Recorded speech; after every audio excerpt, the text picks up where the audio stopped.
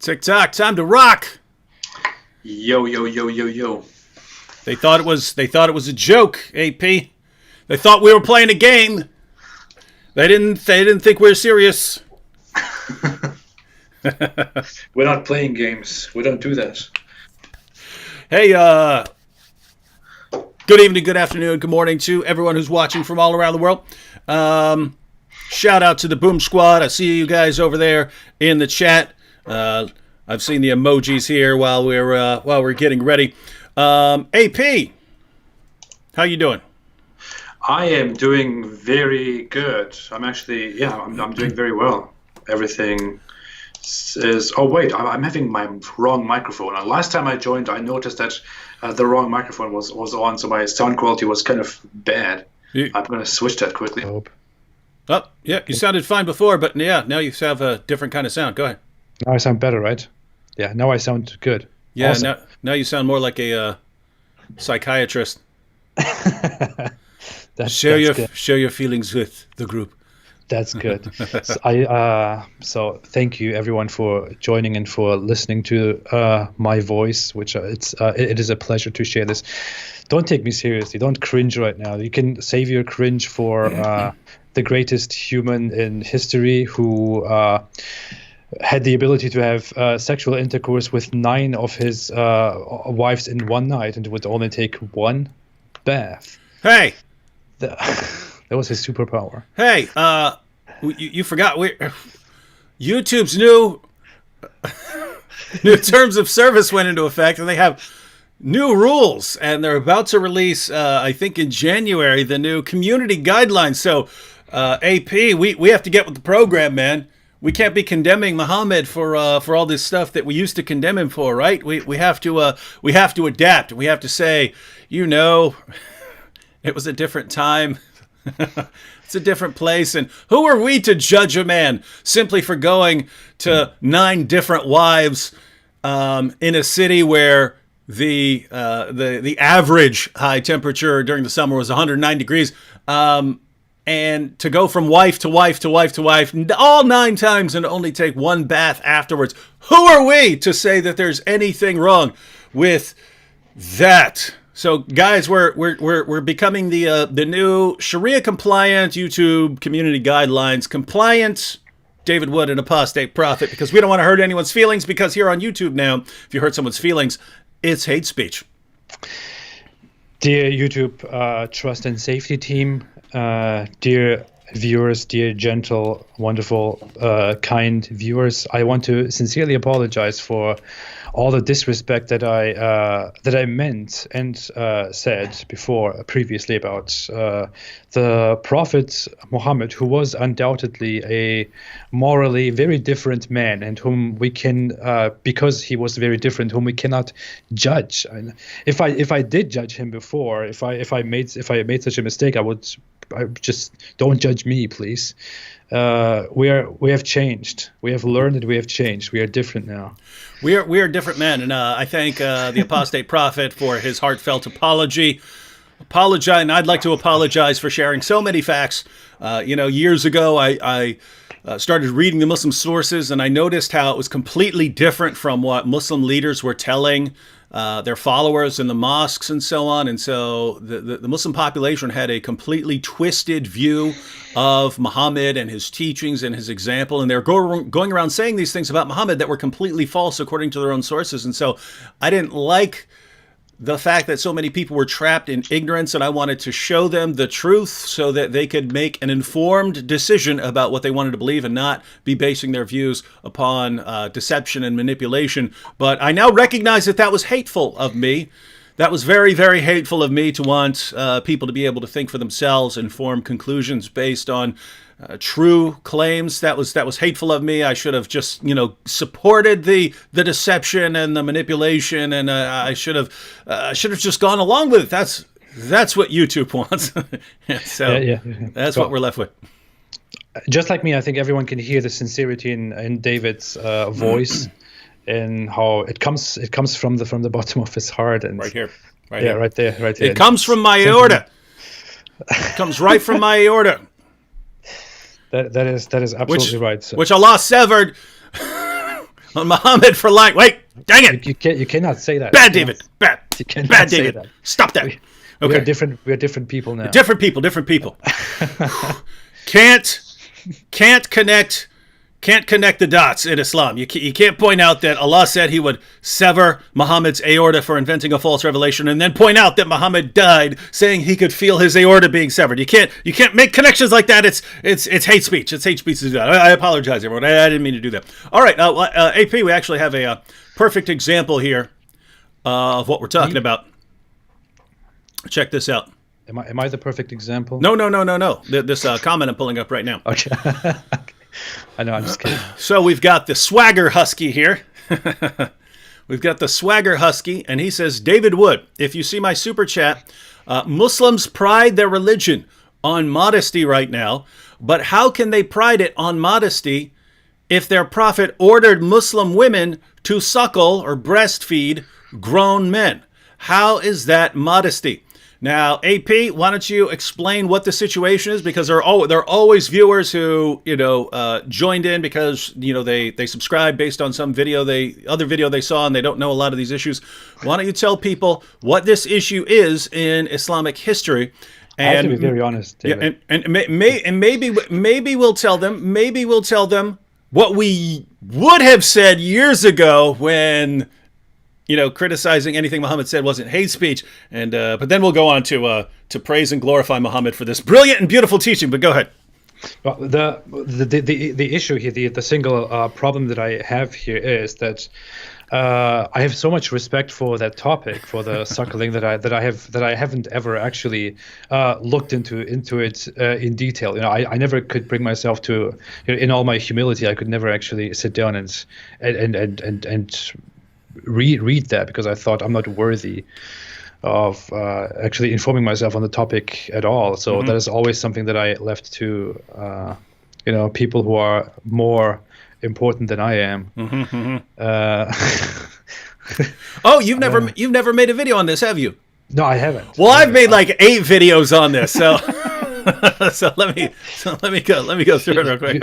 You're a professional in that topic, so go ahead. So here's what you have, and you could go to you could go to my videos on this, but here's what happened in Islamic history. An issue arose because adultery was a concern, and we already saw the issue with Muhammad so much as seeing a woman walking down the street. AP, go ahead and break that down for us real quick in case they didn't see our videos last time. But we'll see how this is actually connected to the issue of breastfeeding. Muhammad, the Holy Prophet Muhammad, one day was walking outside, and he saw a woman who was walking through the streets, and who was being a woman. Imagine a woman is walking through the streets. Can you think of that? And Muhammad saw that woman, and he immediately felt disturbed by the sight of the woman. He thought, this cannot be, a woman in the street. So he rushed home to one of the homes of his wives. Muhammad had multiple homes, each for each wife. So he found his dearest, very attractive wife, Zainab, who is also his cousin. He found her tanning leather, being in the middle of a very dirty profession. And he immediately went to her, interrupted her during her work, and relieved his sexual desire with his wife Zainab. The sexual desire, the sexual pressure that this evil woman who was shameful enough to walk outside caused. Afterwards, after he relieved his pressure, he went out to his believers, to his Muslim followers, and said to them, "The woman comes and goes in the shape of a devil. So if one of you sees a woman, he should immediately go to his wife, because that will relieve what he feels in his heart." Yeah, guys. So keep in mind, Muhammad sees a woman on the street. He has to run home because his sexual desires are out of control, and it's the woman who's the devil, not him for having perverted thoughts about a random woman who's walking down the street. It's not his fault. It's her fault. She's the devil. Well, what does that mean? It means that if a man starts lusting after a woman, which Muhammad did, he's the perfect man after all, If a man starts lusting after a woman, it's the woman's fault. And so this is connected to Islam's claims that that women need to cover themselves, right? Women need to cover their heads at least, cover their faces is even better, according to many Muslim scholars. But they have to cover themselves. Why? It's their responsibility. Well, think about how this is connected to the issue of suckling grown men.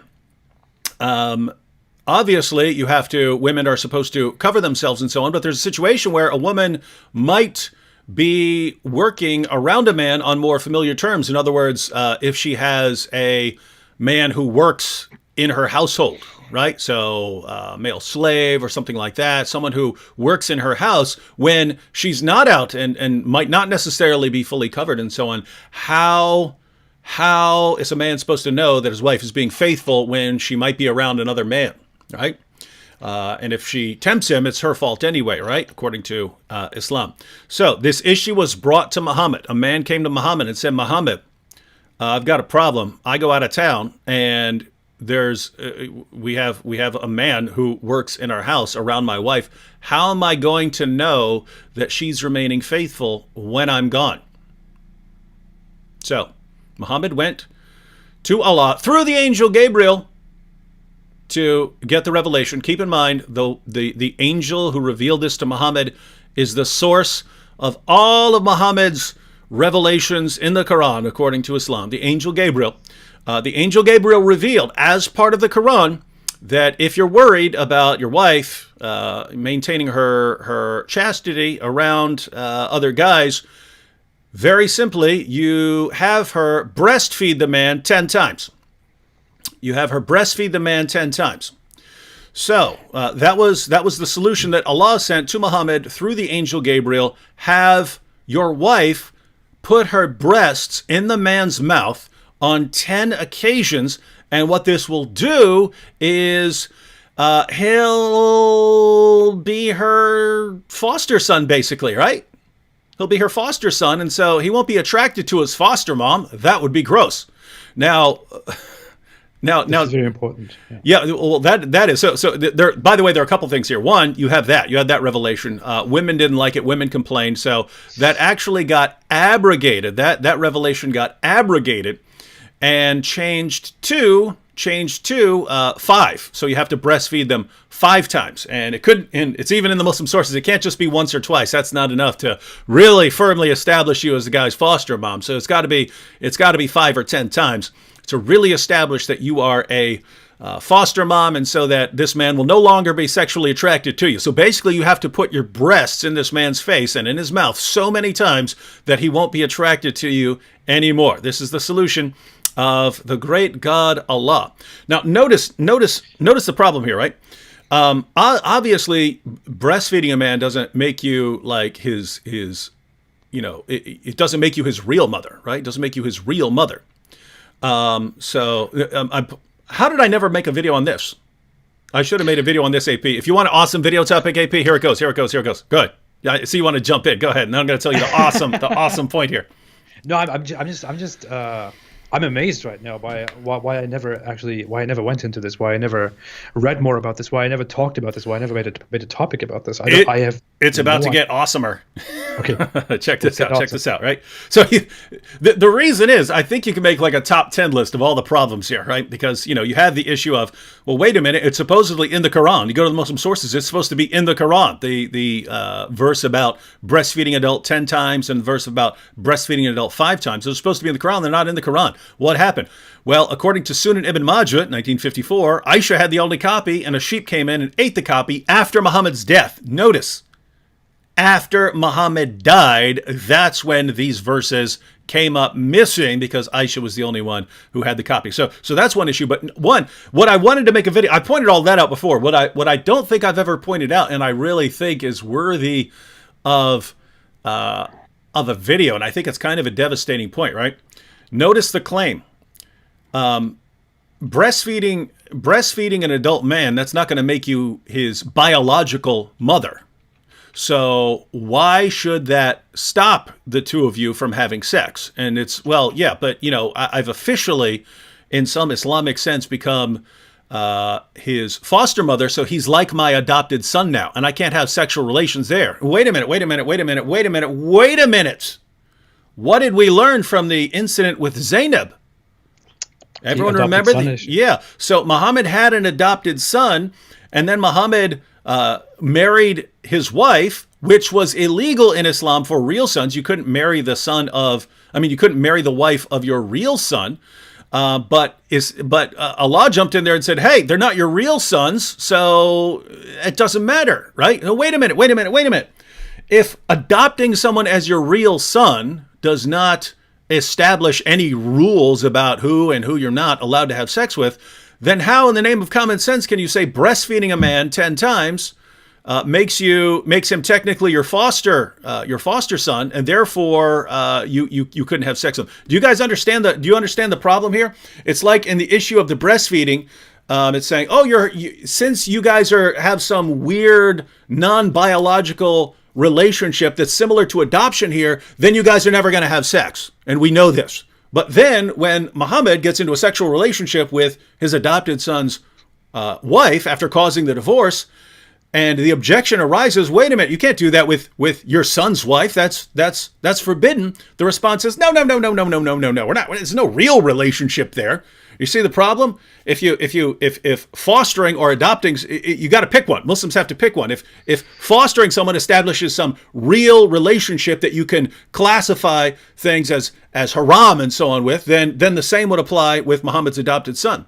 Likewise, if adopting a son does not establish any rules about what you're allowed to do sexually, if it doesn't do that, then why would it do that with breastfeeding a man 10 times? You see, it's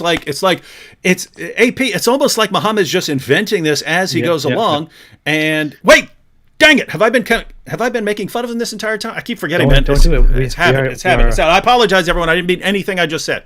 We are new people. It seems like, if you look at it, it looks like Muhammad made an arbitrary rule about suckling, where through suckling a woman becomes your mother, and you cannot have sex with her anymore, and you cannot be attracted to her anymore. And but in another case, which is completely similar, where Muhammad feels sexually attracted to his adoptive son's beautiful wife. He says, well, he was only my adopted son, not my real son, so that doesn't prevent me from snapping from getting his wife and marrying her and having sexual relationships with her. On the surface, this looks like Muhammad was just acting. He was just making these rules up, and he was just doing whatever is in his own personal favor. But of course, that would be a very bad judgment on our parts, because we are new people now, and we don't say such things anymore. We don't want to disrespect the Holy Prophet Muhammad, who is also the greatest person in human history. That said, everybody, please suckle the like button. Breastfeed the like button 10 times if you can. No, 5 times. I changed it 5 times. Let's do it 5 times. Yeah. So guys, here something the new rule. Something that we're going to have to be saying over and over again. Who are we to judge another person's culture? If the great God Allah decides to reveal that the way for men and women to avoid any sort of sexual tension or any attraction to each other, if the way to avoid that is by the woman putting her breasts in the man's mouth, hey, Allah knows best, right? Allah knows better than we do. Now, we may be sitting here in the 21st century thinking, hey, wait a minute, that's a really bad idea, putting your breasts in a man's mouth to avoid being sexually attracted to each other. That'll never work. But we're not the great God Allah. That's why he's the great God, and we're not. And you cannot judge a different culture by the stupid standards of the 21st century. Absolutely. Yeah. Shout out to Cheryl R for the super sticker there. Those are interesting. I've only seen a couple super stickers. Have you seen those? The super stickers? I deactivated those because I found them annoying. I should reactivate them. Oh yeah. So it's different because a super chat just goes up at the top and it puts it, and people post a comment. But a super sticker, you can actually have something. I don't know what the selection is like, but I don't know what, is there like a list of different things, different like dancing things? Yeah. There was like a dancing thing up there. I looked at that. I saw that as a new function. I looked at that and I thought, what is this? Who's going to use that? I'm just going to deactivate this. And then afterwards, during our live chat, several people asked me why that is not available because they wanted to use it. We hate you, AP. We're unsubscribing. You disabled super stickers. Yeah, I have to reactivate them. And shout out to Dan M as well. And actually have a couple of those. I'm reading a comment here. I'm scrolling through it, to see if I can put it on the screen. If not, I'll just read it real quick. But the average gamer says hijab uses Arabic as important, yet the Quran nor Hadith says Arabic is important for understanding Islam. Only Day of Judgment Arabs have a messenger sent down in their own tongue. And I've made a video that's along the lines of that topic, namely why the Quran was revealed in Arabic. And guys, this is actually a huge problem for Islam and for what Muslims say about the Bible and other scriptures and so on. And the real problem is, if you read the Quran, the reason the Quran was revealed in Arabic is because everyone else already had their prophet. Now, AP, you actually just made a video on this topic. Why don't you go ahead and share the Islamic position on prophets going out in the world? My most recent video was actually the one that the one about the Muslim claim that Allah had sent prophets to the entire world. That is a very popular, very famous Muslim claim. It especially comes up when a Muslim believer asks scholars what happened to all those people who live too far away. You know, what happened to those? Because Islam claims that that Allah's message was always universal, that Allah spoke from the very beginning to all humans, not only to the Israelites, you know, and that of course begs the question: if Allah always spoke to all humans, if His message was always for all humankind, then what exactly happened to all those humans who were far away on the other side of the world? Mm-hmm. So Muslim apologists then say, well, the Quran says that prophets were sent to the entire world, to all nations, and the Quran does indeed say twice or three times that there was no nation in the world that Allah did not send prophets to. And this looks like the Quran is very ignorant on the subject, because it is a known thing that by Abrahamic belief, that by biblical belief and tradition, God spoke to the Israelites. He didn't send prophets all around the world all the time, and he didn't send different scripture to the entire world. And what it comes down to, what it looks like, is that Muhammad made this rule up in order to legitimize himself as a prophet, because what was I going? What was the actual question that we were talking about? Oh, we're talking about the actual question was about the importance of Arabic and understanding Arabic so that you can understand Islam. And then, but the Quran's position, which I turned it over to you because we're kind of introducing the topic of the idea that all places had their prophets, and that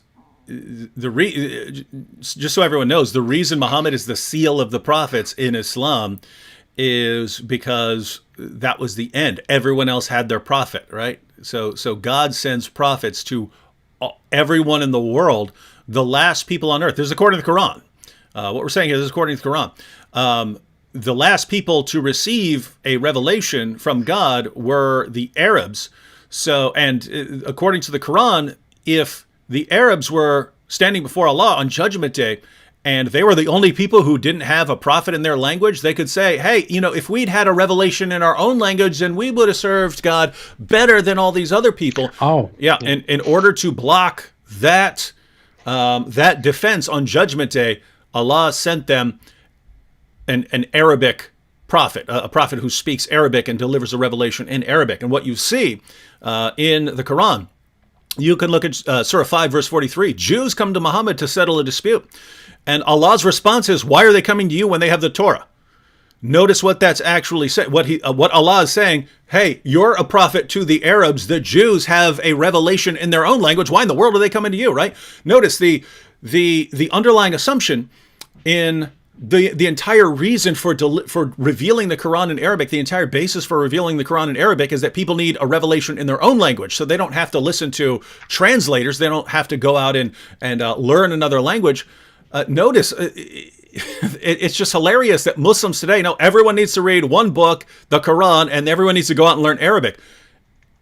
Allah could have said that to the Arabs in the 7th century. He said, well, if you want a revelation, go ask the Jews and learn Hebrew, right? He doesn't say that. The assumption is that they need a revelation in their own language. But supposedly, according to the Quran, everyone already had that, right? Everyone has a revelation. And so when the Jews come to Muhammad to settle a dispute, Allah's response is, they don't need you, Muhammad. Tell them to go to their Torah. And then just a few verses later, Allah says, and the Christians judge by what Allah has revealed in the gospel. And then the next verse, chapter 5, verse 48, says that Muslims judge by the Quran. So the actual picture you get from the Muslim sources is that each group has the revelation in their own language that they can understand in their own language without someone telling them what it says and without them having to go out and learn all these other languages. That's the position of the Quran. Notice that completely destroys what Muslims believe about the Quran today. It doesn't make any sense. Yeah, it also says that if Allah had willed, He would have created all of you as one nation, but He did not. He created you as separate people, which also refers to the religious groups. So, yeah, that combines to how ridiculous it is that Muslims that later Islam suddenly turned into this religion that wants to absorb all the subjugate and absorb all the other religions and wants to turn the entire world into Muslims, including destroying Judaism and Christianity. It doesn't make sense. It contradicts with its own scripture. That is ridiculous. Got some problems. Go ahead. Good. Well, yeah. No, I was just agreeing with you. Go ahead. No, I saw a comment that said AP is AP. That's a very good remark. I have no idea what that means, but someone said, "Is it true that he could be thinking of?" I don't know what he's thinking of because they're different APs, but my kids are in school right now, so AP is advanced placement, right? So that's when you're taking college level classes in high school. So AP is advanced placement. I don't know if they're thinking of some other AP. Oh, well, I appreciate that. Thank you. Mm-hmm. Someone said, Tech9 Holder said, AP, is it true that if you leave Islam, you gain 15 IQ? It is actually 30. No. It is 30, I can confirm. It's not. You lose 1,000 IQ points if you leave Islam because this is new Sharia compliant. Oh, yeah. Bad AP. Bad AP. You are in so much trouble. I might go to the YouTube Trust and Safety team and report you. Just let it be known, Trust and Safety team, I immediately corrected him. In reality, after I left Islam, my IQ went down to negative. That'll be a video clip from Ali Dawa. He even admits it. This is the proof of what leaving Islam does. He admits it. Aha, we have the proof here. He might seriously do that. I mean, it would not surprise me. Speaking of IQ, here we go. I'd actually be interested because you actually study the Bible a lot for your videos that you use in criticizing Islam, which we're not doing anymore, ladies and gentlemen. But in the past, you've done that. The old apostate prophet would do that. But Swagger Husky here says Jesus would be harsh with Muhammad like he was with the Pharisees and Sadducees in Matthew 23. Is that why he calls them hypocrites? No? Yeah, you brood of vipers, you whitewash tombs. He's insulting them with that kind of language, and he's mocking them, right? He says, "You strain out a gnat but swallow a camel."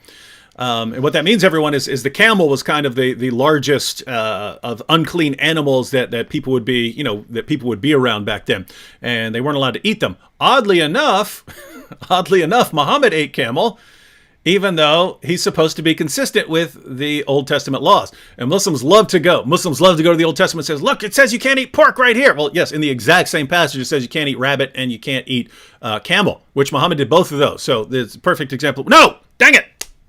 Stop applying logic. That's hate speech. Anyway, all right, I apologize for bringing up the hypocrisy there. I'll try not to do that again. But so on issues, that's what you would do if you were Islamophobic, but you are not. Yeah. So you're not allowed to eat camel. The sort of smallest of creatures that that Jews were not allowed to eat would be a gnat, right? A tiny little gnat, right? So the devoutly religious Pharisees, in order to make sure that they didn't accidentally swallow a gnat and thus be swallowing an unclean animal, they would strain their water through a cloth right before drinking it. So they'd strain it out just to make sure there wasn't a little gnat down in there, and they become unclean without realizing it. So Jesus is blasting away at them for all their hypocrisy and for their pride and for walking around like they're really important and for the way they treat others. And he condemns them by saying, you strain out a gnat but swallow a camel, meaning you guys are so focused on getting these little details right that you don't realize you're running around acting like complete hypocrites and so on. So you're doing things that are much worse than swallowing a gnat, and yet you're focused on not swallowing the gnat. So Jesus pointed this out in mocking the Pharisees. So the question, AP, and this is a funny question because AP is not a Christian, AP doesn't believe in God, but what do you think? Do you think Jesus would be harsh with someone like Muhammad? Of course he would. I mean, of course you know him better. Many of you know him better. I have only read as much as I read. I didn't grow up with it. It is not my faith. But as far as we know, as far as we have seen here, in this specific place of the Bible, as much as you have told too, he would be pretty harsh with Muhammad, right? He would be very harsh with Muhammad. He was harsh with those people, and Muhammad compared to them was not someone who was actually learned. He was not someone who was learned and who preached rules and laws and harshness. He was someone who made up new rules and who acted like. How can I self-censor myself now? We're not supposed to say. Watch what you say. Be careful. Anytime you want to lay down a criticism, just say what I would have said before YouTube started massively censoring everything we say is this. But now I condemn that. I condemn myself for saying that. Yeah, what I would have said is that Muhammad acted like, from our point of view, from our cultural standards, our bigoted cultural standards. Our stupid 21st century standards, he acted like a complete animal and an idiot from out of this world who didn't know anything at all and who was uneducated, as the Quran itself calls him as well, and hijacked religion, hijacked Christianity, hijacked Judaism, hijacked the rules, the scripture, the tradition, the God, everything, basically literally everything, and turned it into a new, completely perverted religion that was so much more extreme, that was shallow but harsh to its people, that was built on rules for every moment in your life, and rules that don't make any sense, rules that are completely arbitrary, that go by his 7th century desires that are, of course, from a different culture, which we cannot judge. And of course, he would have been, I guess he would have been extremely harsh with him. Mm-hmm. I would be very interested in actually in having heard that. Yeah. So yeah, guys, I've talked about this a lot in previous videos when this has come up, because we read the Bible and it encourages loving people and so on, and so the idea is, well, you're not being loving if you're savagely criticizing Muhammad. And then so the biblical response is, wait a minute, Jesus was absolutely brutal in his criticism of religious leaders who were leading other people astray. So do you think he was being loving in that situation or not? I would say yes. I would say in that situation, that was the most loving thing he could do, right?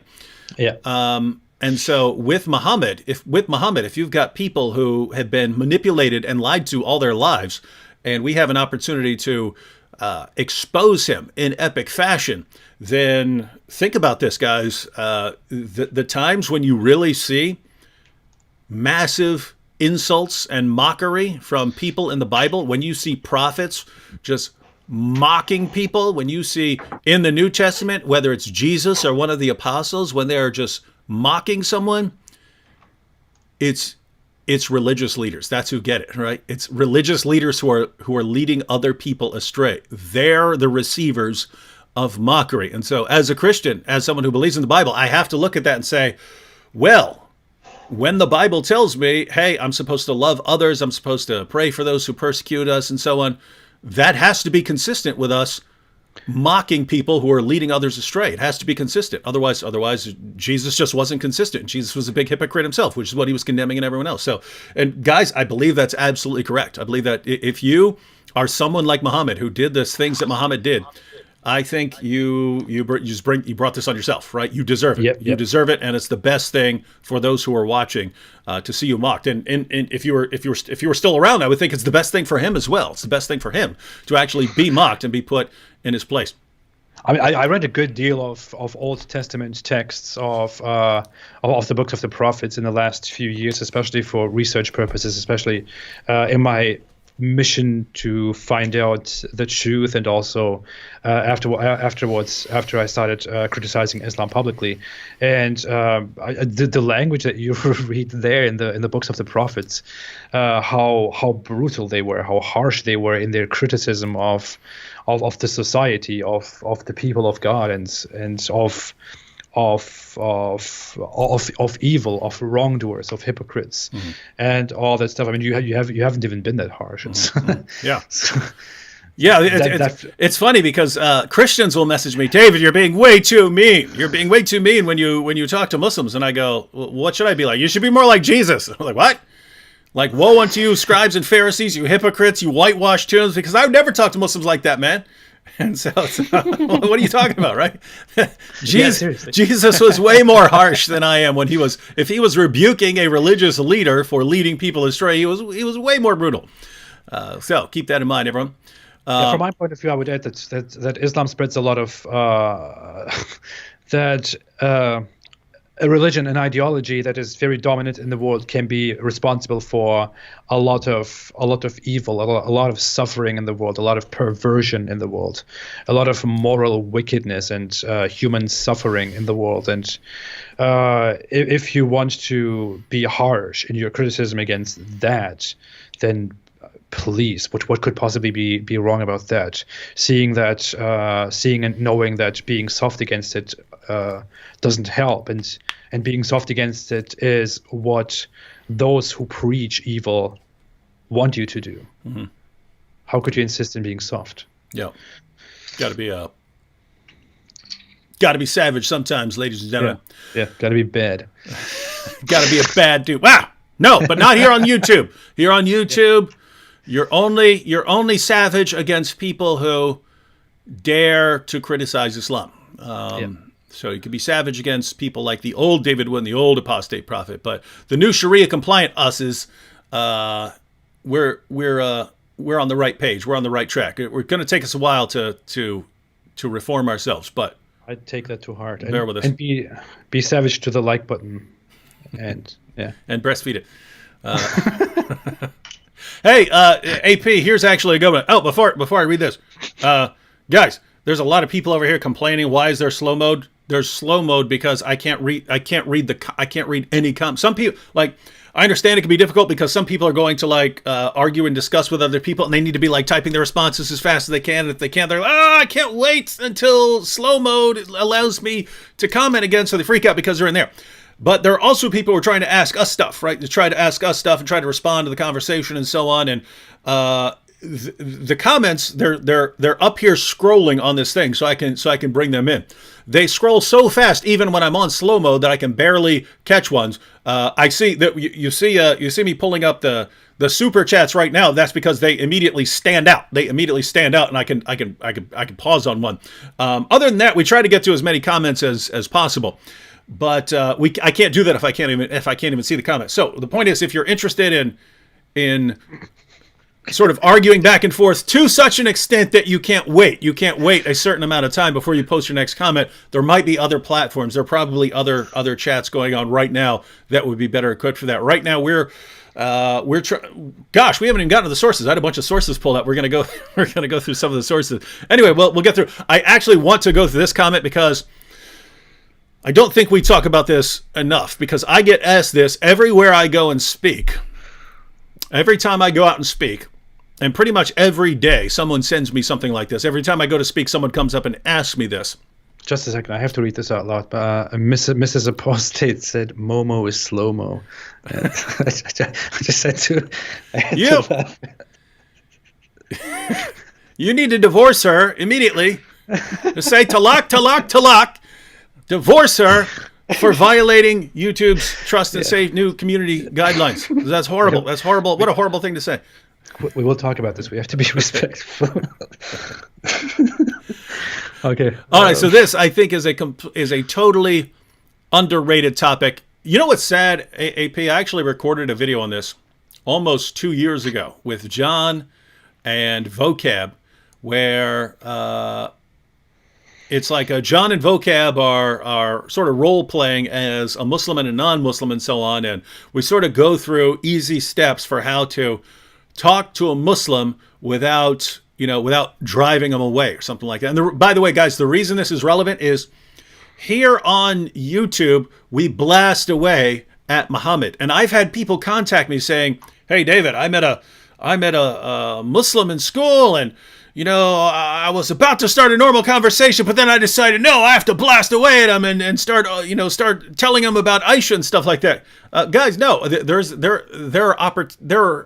are situations where you want to do something like that, right? Someone's being a jerk, by all means, go ahead and tell him all about his prophet.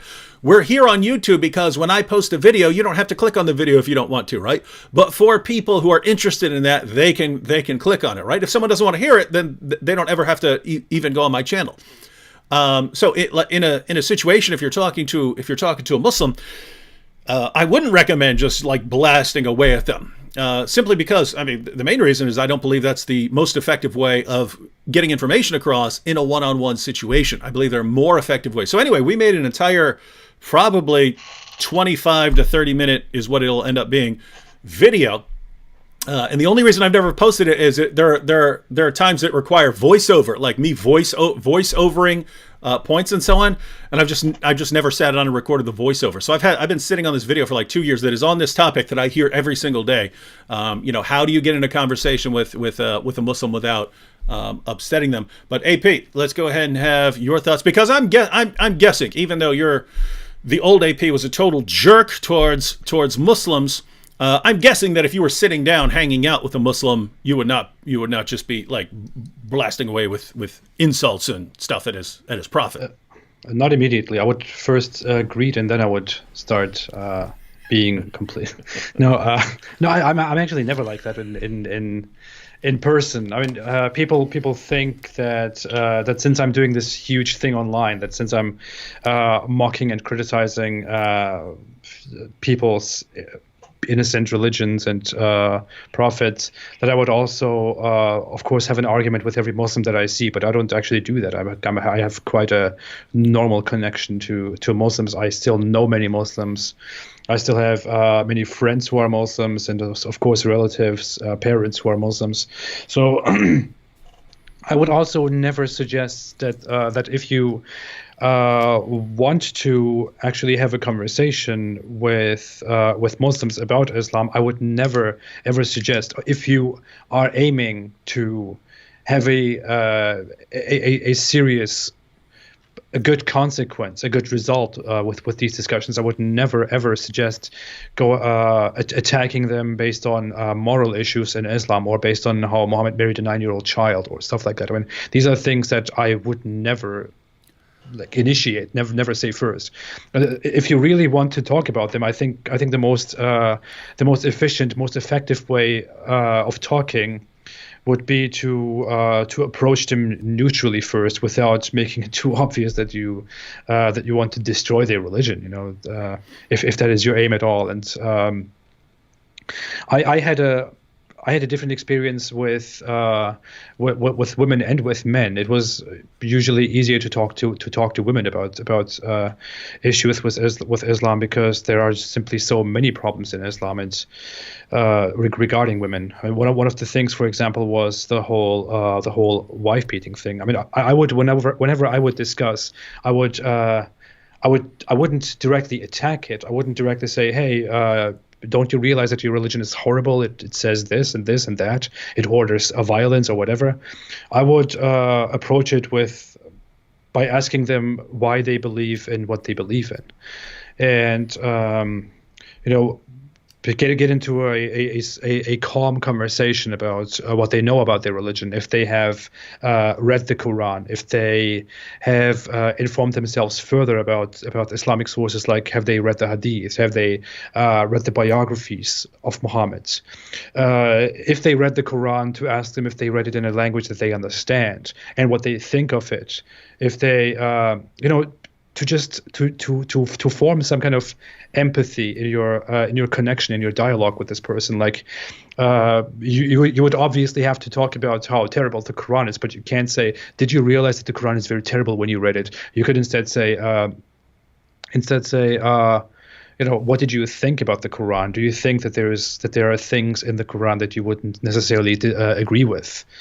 And obviously, these things will open themselves up more and more when you talk this way. And then you could slowly approach the matter with moral issues, like the wife beating verse, for example, which is many people's favorite issue in the Quran. And talk about what they think of the issue, talk about how they interpret it, and whether they think it is compatible with their modern worldview, with the world that they have grown up in. Obviously, if you live close to these people, then they must be in an environment that usually, most likely, doesn't normalize the beating of women, for example. And the wife beating issue is only one example. There are so many issues that you could tackle in such a calm way, in a peaceful way, while always building on the feeling of empathy, because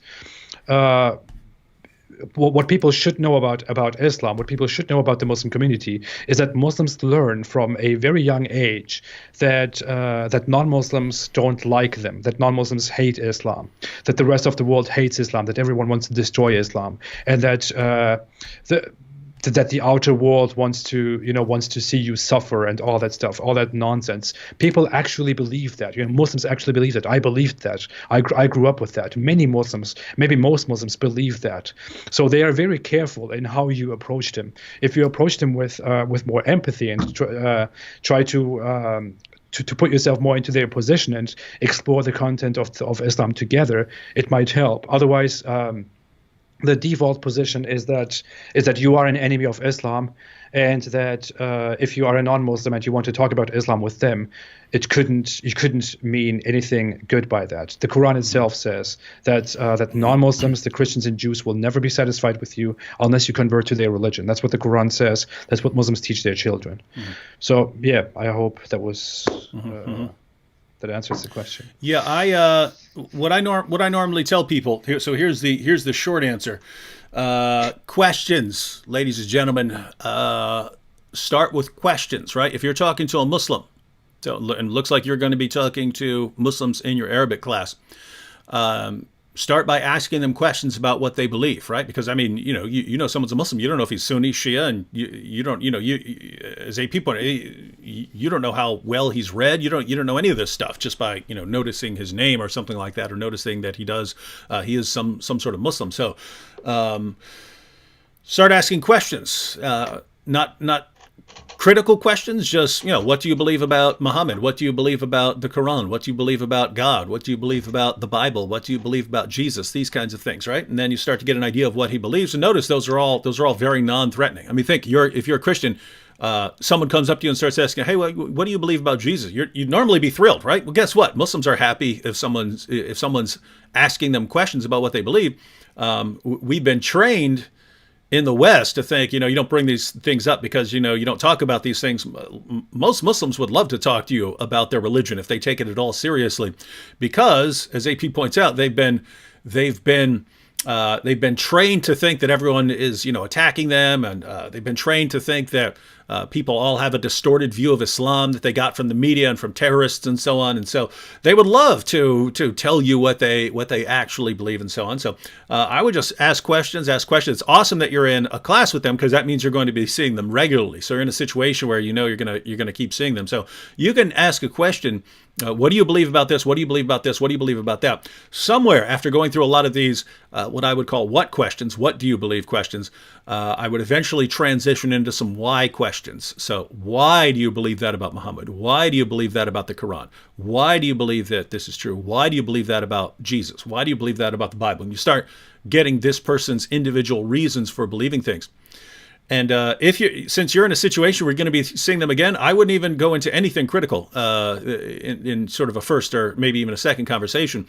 Once you've got the person to lay down his reasons for why he believes whatever it is he believes, then I would say, hey, you brought up, you said that the Quran is the only book that's been perfectly preserved from that long ago. I was wondering, would you mind if I looked into that and then got back to you if I have any questions? And then you'd probably be fine with that. And then you go back and read some actual articles and go through some of the sources on the actual history of the Quran. But notice, then when you go back, you're going to be challenging what he said and undermining his reasons. But even that you can do in a non-threatening fashion, right? You can say, instead of saying, hey, you told me that the Quran's been perfectly preserved, but right here it says that Aisha's sheep ate some verses. What's up with that, you liar? Right? You could come like that. Notice, you could come with the exact same information, but in a more non-threatening manner. You could say, hey, I was just wondering something. You were pointing out that the Quran's been perfectly preserved, but I was looking up some passages, and this right here says that 2 entire chapters came up missing because people weren't reciting them. That's in Sahih Muslim. This passage over here said that verses were lost when a sheep ate them. I was just wondering what do you mean by perfect preservation, and how do you think these things play into that? Something like, so you can put it like that in a non-offensive way, and then make sure he understands. Hey, he's not rushed, and say, hey, if you haven't read these, then by all means don't feel rushed. Go ahead and look into these if you want to talk to your mom or look up some responses or so on. But I'd be interested in getting your perspective on these things. Notice, you just got the information into him that you wanted to get into him, but without making it so that he's not going to want to talk to you anymore. But also notice, if you keep this up for a while, you can get all sorts of information across in a non-threatening manner, right? You could get absolutely brutal information across in a non-threatening manner. So you could go like this. I could walk up to a Muslim right now and go, there's this guy called the Apostate Prophet. He claims to be an ex-Muslim. Who knows, right? But he's making this video about Muhammad and Aisha, and he's saying this, and that about Muhammad and Aisha. He's laying down a lot of sources and laying down a lot of information, but I would actually be interested in seeing what you have to say in response. So could you go ahead and watch what he says here and then give me your response? And truthfully, I am interested in seeing what Muslims have to say about these issues. So you can be completely honest and say, here's what this guy is saying. I would like to see your response. And notice, now you're not blasting or insulting, you're requesting another person's perspective. And the chances of that person giving you a response and him actually going through that video are much greater if you phrase it as a request for that person's perspective and information. So I would kind of go there. Totally throw me under the bus and say, hey, this Apostate Prophet guy makes this video about Aisha, and I think he's a total jerk, but he put some sources out there, and I don't know, it makes me think. Do you want to look into that? Yeah, you can do that with both of us, by the way, ladies and gentlemen. We're both totally comfortable with you walking up to people going, these scumbags on YouTube, David Wood and the Apostate Prophet, you should hear the things they say about your prophet, but disgusting. But they are putting out your sources, right? They are saying that this is in your sources. So I was wondering, do you have a response? Do you know of some good response to these horrible things these men are saying? So that's the way to go about it. And notice, then just you just keep doing that, right? Like if I were to walk in and say, hey, you said the Quran's been perfectly preserved. What do you do with these 2 or 3 things? I would just pick 2 or 3 things, bring them up. And then whatever he says in response, oh, blah, blah, blah, this sources are wrong. I would just, okay, I wouldn't even really argue it if it's a situation where I know, hey, I'm going to be able to talk to him next week and the next week and the next week. Probably wouldn't even really challenge him. I'd just thank him and so on. And then, the next week I'd come with something else. Hey, what do you said that Muhammad, blah, blah, blah, blah, blah. What do you think about this? Notice if you keep doing that, your main goal in a situation like that is to get information into their heads that they are not getting from their leaders, right? That they're not getting from their schools, that they're not getting from journalists, that they're not getting from Hollywood. There's all this information that's in the Muslim sources that they are never going to get because they do not read the sources themselves, and the people who do read their sources don't tell them.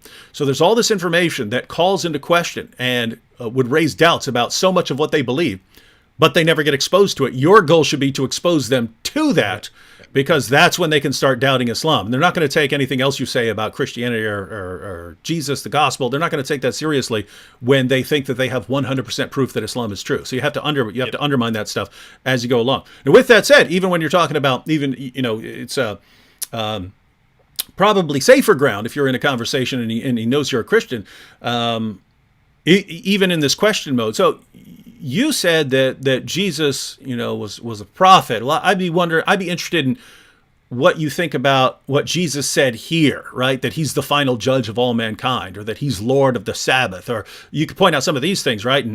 And then at some point, there's so many things there where, like, Jesus repeatedly says he's going up to Jerusalem where he's going to be crucified and killed. So, hey, you said Jesus wasn't killed, but Jesus said he was going up to Jerusalem to be killed. So how do you interpret that? There's so much stuff in the Bible that they're going to have to say corrupted. And at that point you can, okay, thanks. So you believe the Bible's been corrupted. Wait a minute, right? So, and then the next time, I'm interested in what you'd have to say here, because the Quran says that the Torah and the gospel were revealed by Allah, but the Quran also says that no one can change Allah's words. It says that Christians have to judge by the gospel. It says that Christians still have the gospel. So how do you interpret these verses of the Quran? Guess what? He's never read them before. They were never brought up in his mosque. He's never heard them. And now you're getting that information into his head. And so notice, if you just do that, wait a minute, here are the things that Jesus says in the gospel. They contradict Islam. And then you show him what the Quran says about the gospel, that it affirms it. You've just introduced him to all the basics of what we call the Islamic dilemma, right? That, hey, there are 2 possibilities here. Either Christians have the gospel or we don't have the gospel. If we have the gospel, Islam is false because Islam contradicts what we have. If we don't have the gospel, then Islam is false because Islam affirms that we have the gospel. So either way, Islam turns out to be false. You're getting all the information in that to build a case against Islam. And so, yeah, guys, just because you see us blasting away, which you won't see anymore. You're not going to see us blasting away anymore. We are much more friendly, Sharia compliant, YouTube community standards compliant people now.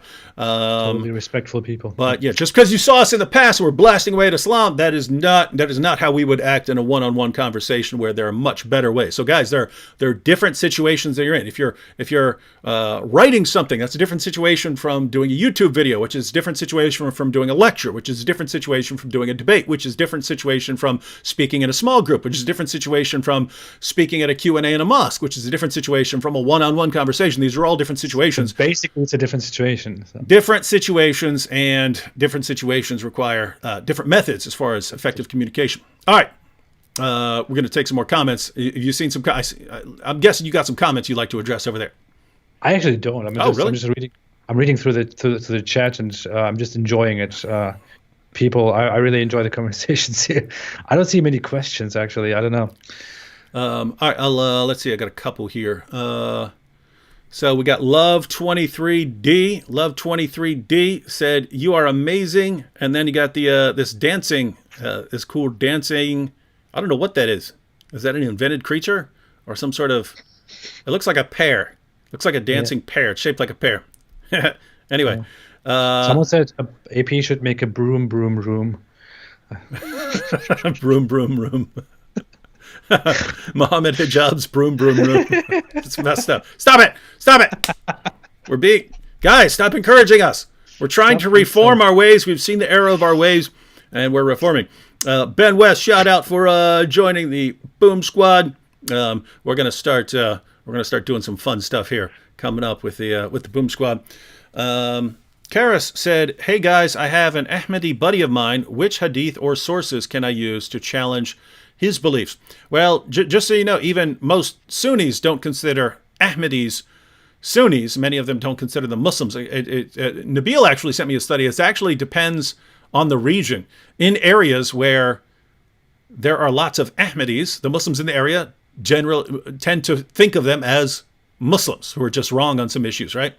In areas where people aren't in contact with Ahmadis, then they tend to think of them as non-Muslims. But here's the thing. If you're talking to an Ahmadi, Ahmadis view themselves as Sunni Muslims, right?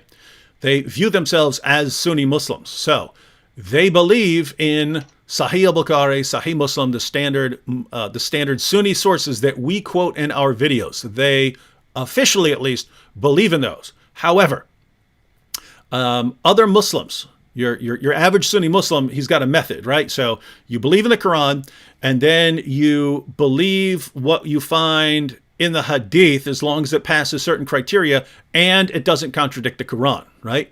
So that's the general methodology. With an Ahmadi, they also believe in authoritative religious leaders who get to interpret their sources for them, the most important being Mirza Ghulam Ahmad, right? So they believe that he is the official interpreter of the sources. So when you're reading a hadith, if it's something that that Mirza Ghulam Ahmad's interpretation of the Quran would disagree with, then you're going to have an additional step. But notice, even in those situations, you show him something from Sahih Muslim, and if he says, "Oh, well, Mirza Ghulam Ahmad said that blah blah blah," and he disagrees with that, then you can raise the same point. So don't think, hey, if I quote a hadith and a Muslim rejects it, well, so much for that. No, if you quote a hadith in one of Islam's most trusted collections, and the Muslim says, "Oh, I don't trust that," well, great. They're the ones now calling into question their entire historical method, right? And so turn to that subject. Wait a minute. So Bukhari went through literally hundreds of thousands of hadiths to get to what he believed were the most authentic, 7,000 or so. He got to the most authentic. And you're saying even these are filled with false stories? Are you basically telling me that the first few generations of Muslims were the biggest bunch of liars the world has ever seen? Is that what you're telling me? And put it to them that way, because notice, who are the people preserving the Quran during this time? This same group of Muslims that Muslims today tell us were the biggest bunch of liars who ever walked the planet. Well, now wait a minute. You're telling me they were faithfully preserving the Quran, but they were just massively lying about Muhammad the entire way? You serious? If a group that you are calling the biggest bunch of liars who've ever walked the planet walk up to you and say, "Here's our perfectly preserved book," are you joking? You're the biggest bunch of liars the world has ever seen, according to what my Muslim friends tell me today. So take it in. I'm taking that direction. You got anything on that, AP? No, I think you said it perfectly. It's I don't know. The only thing that I always want to point out about Ahmadi Muslims is the irony in Ahmadi Muslims being so strident in their assertion that Islam was completely misunderstood. That the Islamic community, that Muslims around the world were completely misunderstood, that Islam is amazing and this and that. But then they come and approach us with a form of Islam that 99% of Muslims don't accept. And the vast majority of Muslims basically persecutes them for what they are and who they are. And on top of that, Ahmadiyya was a movement that basically came to end the world. It was an end of the world movement. And when was he alive? He was end of the 1800s. Yeah, 1800s to be specific. Yeah, he died like 1800s. I don't know. Whatever.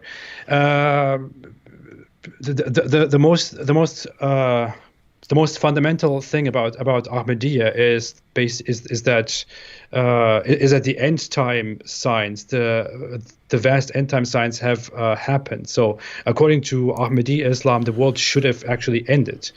during his lifetime or immediately after his lifetime. So by the Ahmadi logic, we couldn't be alive right now. We couldn't be going on in this world right now. And that is a serious thing that Ahmadi Muslims should look into, considering that they make claims on the Messiah title, the Mahdi title, and so on. But I don't know. I would love to actually make an entire video about that, to lay that down with all its details. Hey, if you really want to, my goodness, if you really want to read some stuff, read some Ahmadi books. I did, because when I was, it was way back when I was friends with Nabil, and Nabil was never pushing Ahmadi stuff on me, right? He was just pushing that Muhammad was a prophet and that the Quran is the truth and Muhammad is the greatest man who ever lived and stuff. But I knew he's an Ahmadi, so I have a natural inclination, if I'm, I want to get to the bottom of what people believe if I'm having a discussion. So I started reading the Ahmadi books as well. And this was a long time ago, so this is almost 20 years ago, but I thought this was the stupidest stuff I'd ever read in my life. It was bad. I mean, the Mirza Ghulam Ahmed stuff was just filled with the boastful and my arguments are the only ones grounded in logic that no one can refute because of the utter brilliance and blah, blah, blah. It's the sort of stuff that for people who aren't able to follow arguments, they see someone boasting like that. I mean, we deal with this with the online internet Muslim apologists, right? That if they're boasting the loudest that they've refuted something, that their listeners aren't actually following the arguments or not paying attention. They just, this is the guy who's boasting most, so he must be right. It's like that, and then, but like the points will be, so the points in these Ahmadi books will be like, Christians believe in the Trinity, but if the Trinity were true, planets would be shaped like triangles, not like spheres. The spheres show that they're created by someone who is absolutely one, and therefore the Islamic view is correct. But yeah, so the arguments would be, if the Trinity were true, planets would be triangles. And so it's just stuff like that, and yeah, they love it. Okay. A couple comments here. John V says, David Wood, are you familiar with Frank Turek? Of course, I'm friends with Frank Turek. You should collaborate with him. Oh, we're collaborating in ways that no one is aware of. I went and spoke at his CIA conference over there over the summer. That's not a conference for what we think of as the CIA. It's the Cross-Examined Instructor Academy. So we train people how to also go out and be apologists. So yeah, I was one of the speakers there. But even more important than that, Jorge is the guy who does the online social media stuff for Frank Turek, and we're actually meeting with a bunch of Christian apologists who are online in early February, and let's just say we're taking things to whole new levels, but should be interesting. But yeah, great. Tech9 Holder says, D Wood, how's your scar? Well, I don't know. You can. Is that right here? So right there. Not terrible. Looks like it's healing up. But yeah, for anyone who doesn't know what that's about, they had skin cancer, so they chopped it out. I should debate Frank Turek. Oh, here together. Oh yeah. Yeah. I'll. Yeah. Hey. All against me. Hey. We should debate, but I'll give like the most horrible arguments ever, and then like you'll become a hero of atheists, right? You'll become a hero of atheists around the world. He destroyed David Wood. But then later you'll convert to Christianity and you'll take all those atheists with you. That'd be awesome. Okay. And in the end I'll convert to Islam. Yeah. Along those lines, D to the Will says, hey, David and AP. I'm bringing this up because I hadn't thought of this, but this is actually cool. I mean, I thought of the EPS conference. I'm definitely going, but hadn't thought of you going. This is actually cool. So he says, hey, David and AP, are you guys going to be at the ETS conference next year in Rhode Island? And he mentions it's on Christianity and Islam. So that's why you might actually want to go, AP. Every year, basically it's a Christian theological society and a Christian philosophical society, but it's scholars. They get together and deliver papers on some topic. Like this year was the topic this year that we just had was Christ in all Scripture and so on. But it can be different situations, and it'll be a different sort of theme each year. But next year, 2020, the theme is Christianity and Islam. So there are going to be tons of papers on Islam. And I know since you deal with a lot of topics where you're dealing with problems with Islam that are actually because of Islam's problems with something it says about prophets or something like that in the Bible, you might want to go. So just so you know, we usually, would be amazing. We'll rent a big Airbnb house with like 5 or 6 rooms. So I will cover your costs, AP, if you want to come to that. But what's cool is you have these guys at different academics at different schools and stuff, and a lot of them will just bring stuff you've never heard before because it's based on like the cutting edge stuff that they're dealing with in their field. So, but it's cool because you'll get a big schedule and it'll say the names of it'll say the topics of all the presentations, and there will be probably between 1,000 and 2,000 presentations and stuff like that. And you can sort of pick the ones you want to go to, and you go to those. And when you're not going to one of those, you just hang out with cool people. Anyway, that would be awesome. Actually, I would be interested in that. I deal a lot with topics that are about the Bible and the Quran, about the prophets and Muhammad. Generally, Abrahamic religion and Islam. Mm-hmm. One of the biggest things that I went into recently was whether Allah and the Abrahamic God are the same God or not. Mm-hmm. So it's actually something I would totally enjoy. Yeah, Let's do it. All right, we are there. So those of you who are going to EPS and ETS next year in Rhode Island. I don't know why they picked that place up there. I'm good with the cold, but lots of other people don't like the cold, and they always have it in November. And then a lot of people don't like the road. People who don't like the cold don't like the Rhode Island setting. But you're a little up north, so you're good to go. Yeah, I would like that. Oh, it'll be fun. Just so you know, me, Vocab, John. Oh, we could record stuff over there. Whoa, yeah. Yeah, me, Vocab, John McCrae, bunch of guys. Yeah. All right. Well, we can actually. We have over 1,000. All right, guys. I'm still not even halfway through the comments. My name is not Mehmet, dear Johan Smith. That's not my name. Hey, AP, you've already answered this a ton of times on different live streams and on your channel. But go ahead and Here it comes again. Go ahead and answer this one again. AP, have you considered Christianity? Maybe. I've heard your responses like 20 times, but go ahead. I actually have. I think the answer that I would give right now at this phase would be so long we wouldn't have enough time for that. But I'm going to talk about that quite soon. I did consider Christianity in the past. I considered it after I left Islam. I considered it while I was leaving Islam, while I was in my major, chaos with Islam. I considered it after I left Islam. I studied it, thought it through,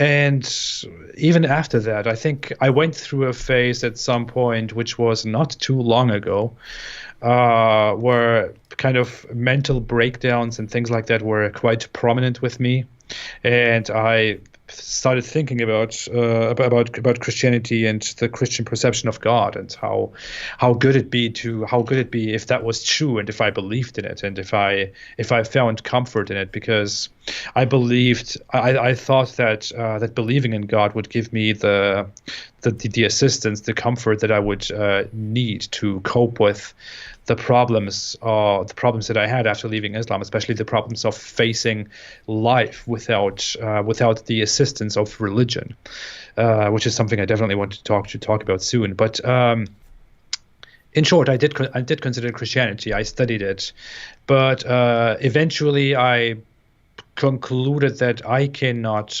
believe in it. People who know me and my stance on religion know that I don't have anything against religion. I sympathize with religion. I don't consider religion bad or an evil thing, as many atheists do, and I am an atheist myself. So I sympathize with certain aspects of Christianity too, but I don't believe it. I can't find myself believing in it because I have very solid reasons why I don't believe in God, and I will present that quite soon, and we might even have a debate about that with David. Yeah, here. I don't know about the very solid part. I'll say you have. I'm sure you have reasons. The solidity or lack thereof is what remains open to investigation. We'll see that. Yeah. But yeah, that was basically the thing. I mean, even at times where I thought Christianity is awesome and great, I thought so.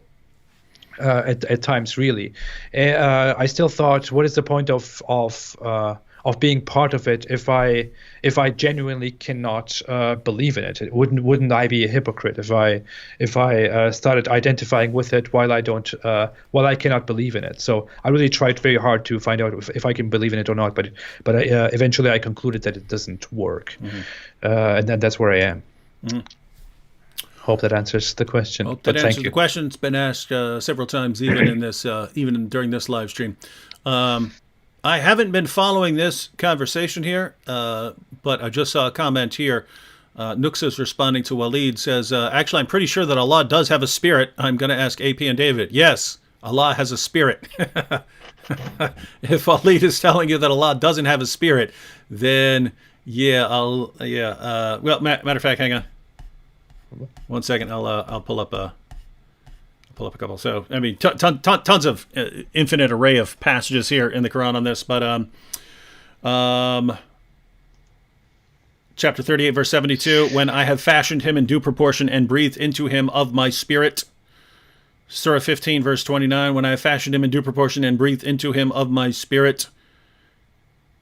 Surah 21, verse 91, remember her who guarded her chastity, we breathed into her of our spirit. 66:12, and Mary, the daughter of Imran, who guarded her chastity, and we breathed into her of our spirit. So, yeah, Allah definitely has a spirit that he breathes out. Interestingly, that spirit can take on a human form. The spirit is breathed out by Allah and thus originates from within Allah and is therefore distinct from mere created beings, right? So Allah speaks and something comes into existence, but Allah breathes out his spirit and breathes his spirit into other things. But the spirit actually takes on the form of a man, so much so that when Mary saw the spirit in a human form, she starts worrying that some guy's here about to rape her, right? So the spirit is a conscious, active agent. The spirit is a person, and yet the spirit is breathed out by Allah. So definitely, if Waleed doesn't know that Allah has a spirit, then Waleed's got a problem. Now, what he might be thinking is that most Muslims now interpret the spirit to be the angel Gabriel. That's just a bigger problem. I mean, one, according to the Quran, the Quran doesn't say that the spirit is the angel Gabriel. The Quran draws a distinction between the angels and the spirit. But grant it, go ahead and grant it, because that's what you find in the hadith. Go ahead and grant that the spirit is the angel Gabriel. So let me get this straight. All other angels, God simply says be, and they come into existence. But the one angel, the angel Gabriel, Allah actually breathes out from within himself. So notice you have Allah's eternal speech, which he's speaking out from all eternity, and his speech is co-eternal with him.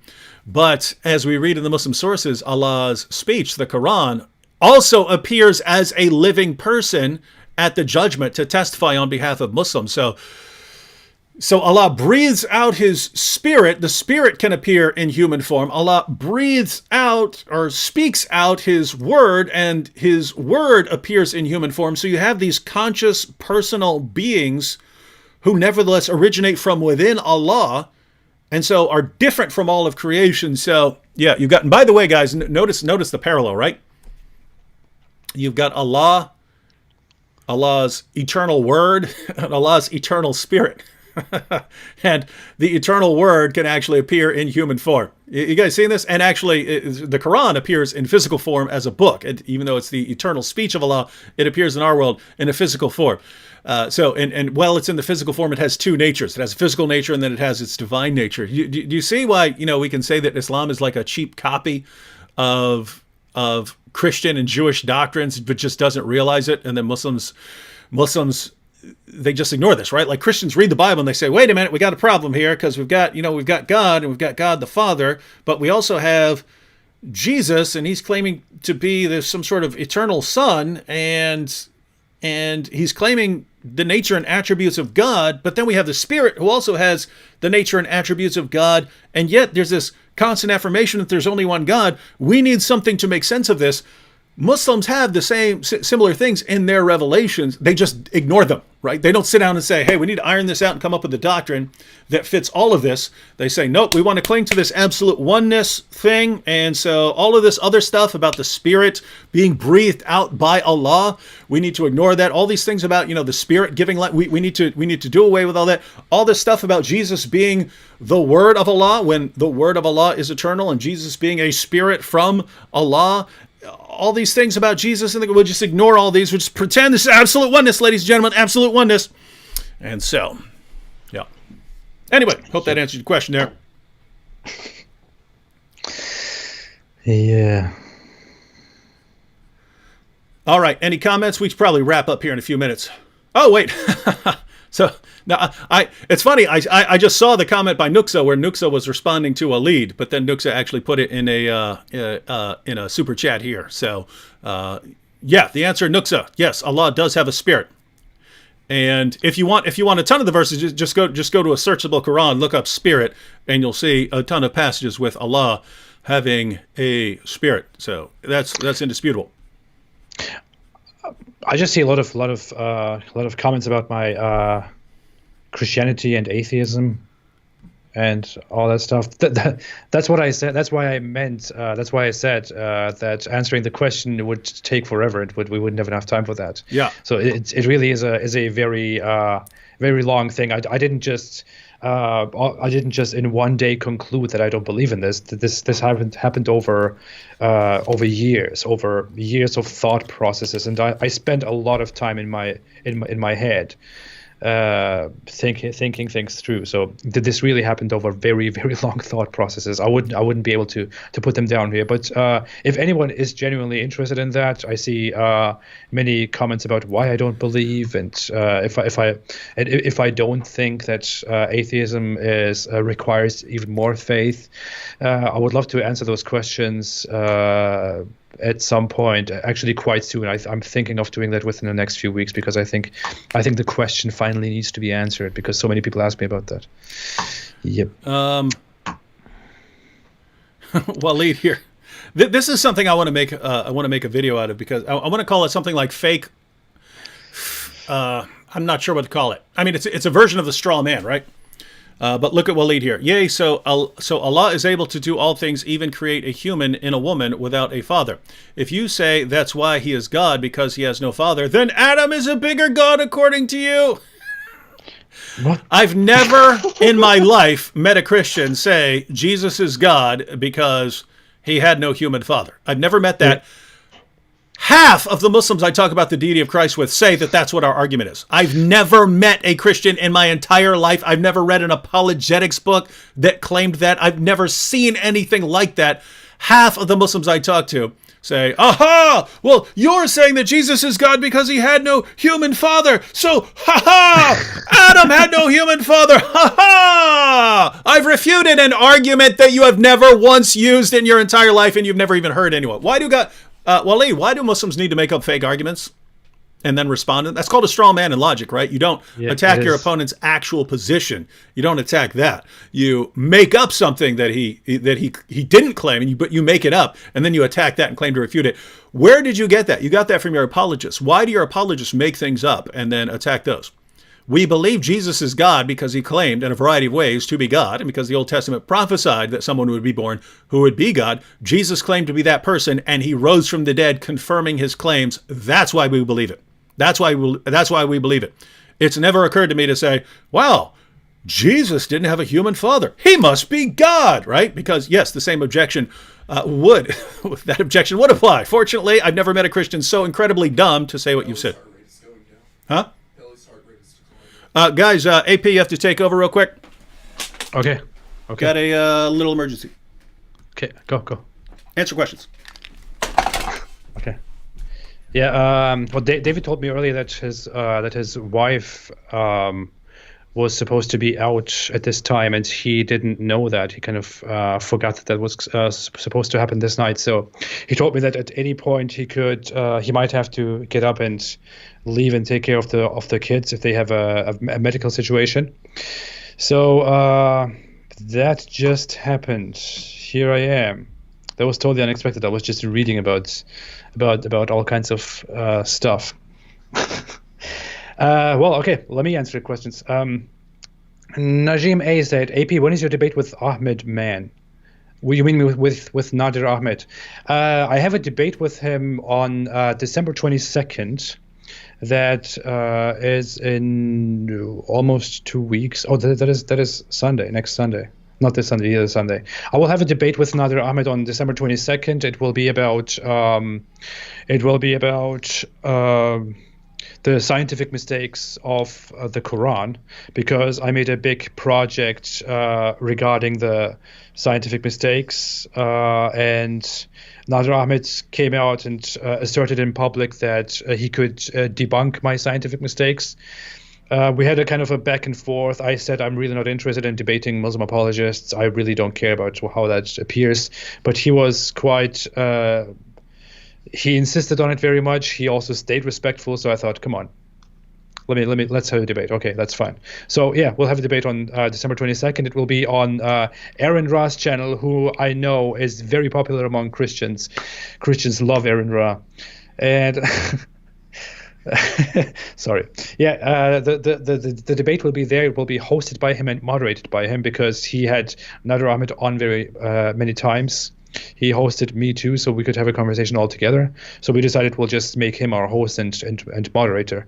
It will be live on December 22nd. I don't remember what time. I'm actually not sure about the time right now. Anyways, quickly back to David. David is... many of you probably know that David's kids have medical conditions that need constant attention. So someone always needs to be there to take care of his kids, to take care of their heart rate, of everything that is going on. So right now he was just told that our heart rate is declining, which is why he needed to quickly get up and go there and take care of the situation. And as far as I know and believe, this is a normal situation that is always happening. And he told me, as said from the very beginning, that he needed to possibly get up and take care of the kids. So nothing to worry. I'm sure he'll be right back in any moment now. Crayola Blue said, do you have a dog? Yes, I do have a dog. I have a very sweet dog, Labradoodle. Let me see. Any topical questions? Just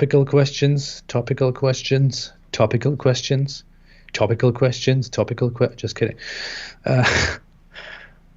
Okay.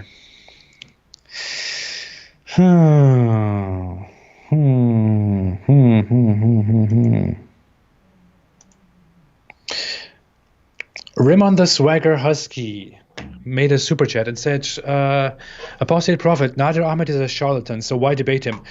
To be very honest, I knew how Nadir Ahmed debates. I know the stuff that he does before and after a debate to his opponents.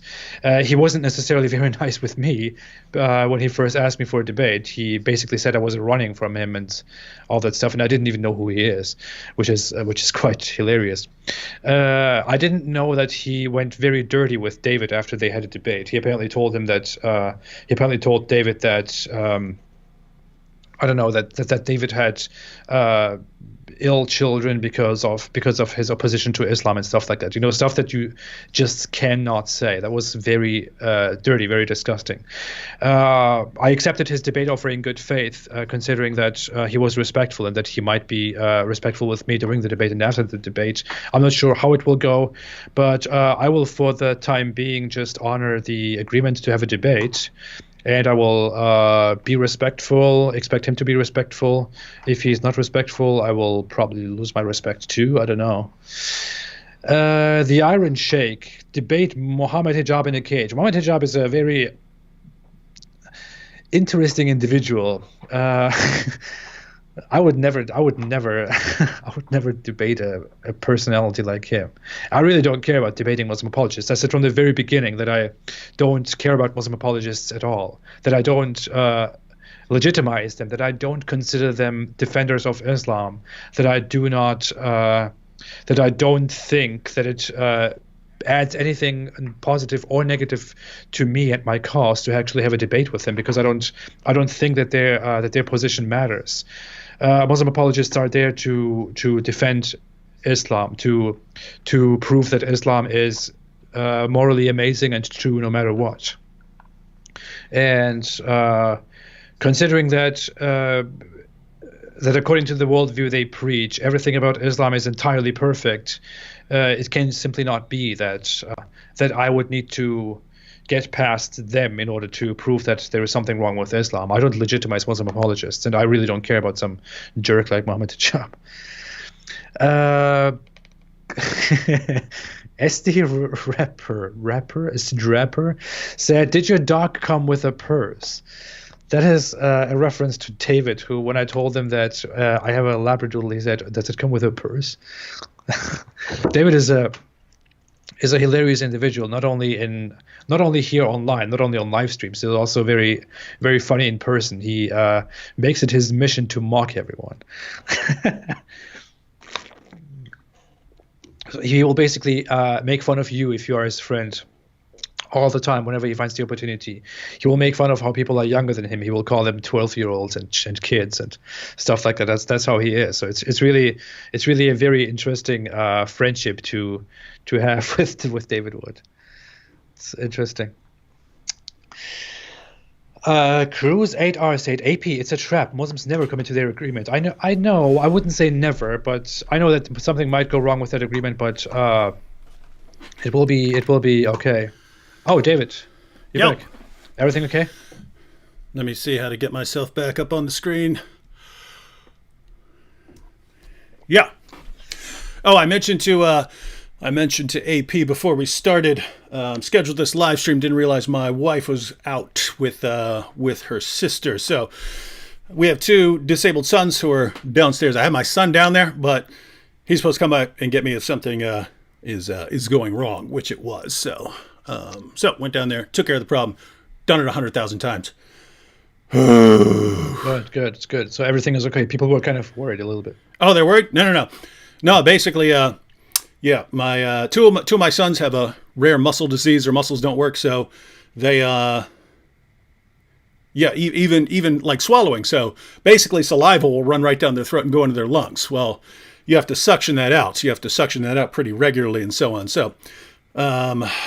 Normally, lots of times they'll be fine for several hours. Sometimes they're not. So had to run down there, and you can see because there's an alarm that's telling you the oxygen level. That oxygen level will start dropping down if there's a problem in their lungs. So just go down, suction them all, then they're good. So good. That's awesome. Life. All right, what were you guys talking about up here? I don't know. I was just answering questions. I was talking about. Oh, I was responding to this fake argument. All right, so let me add just one thing on this fake argument. Okay. Here's the thing, Waleed, because you guys don't seem to get it. You believe Jesus was born of a virgin, and your response is, but Adam was born without a father or mother, and Eve was born without a father or mother. So are they gods? No. Look, you need to understand here. When God is creating Adam, there are no other human beings. So the only way God can create him is to just create him, right? That's the only way. There is no natural human succession going on until God creates Adam. So God creates Adam. Then, after God creates Adam, if he wants to create Eve, he has two options: create Eve completely independently or create Eve from Adam, right? Those are the only two possibilities. Those are the only ways of doing things. So God creates Eve from Adam. Notice, after that, you have Adam and Eve, and you have human beings who are born via human reproduction. So Adam was created in a certain way because that was the only way to create him. Eve was created in a certain way because that was only one of two ways to create her. Then you get to Jesus, right? Then you get to Jesus, and Jesus is completely different. The real question should be, why is Jesus so radically different in Islam? We, in Christianity, we understand why Jesus would have a miraculous birth, why Jesus would be born without a human father. We have a reason for that. What's your reason? Why did Allah do that? Why did Allah do that with Jesus? So the point is, even according to Islam, Jesus is completely different from everyone, including different from Adam and Eve, right?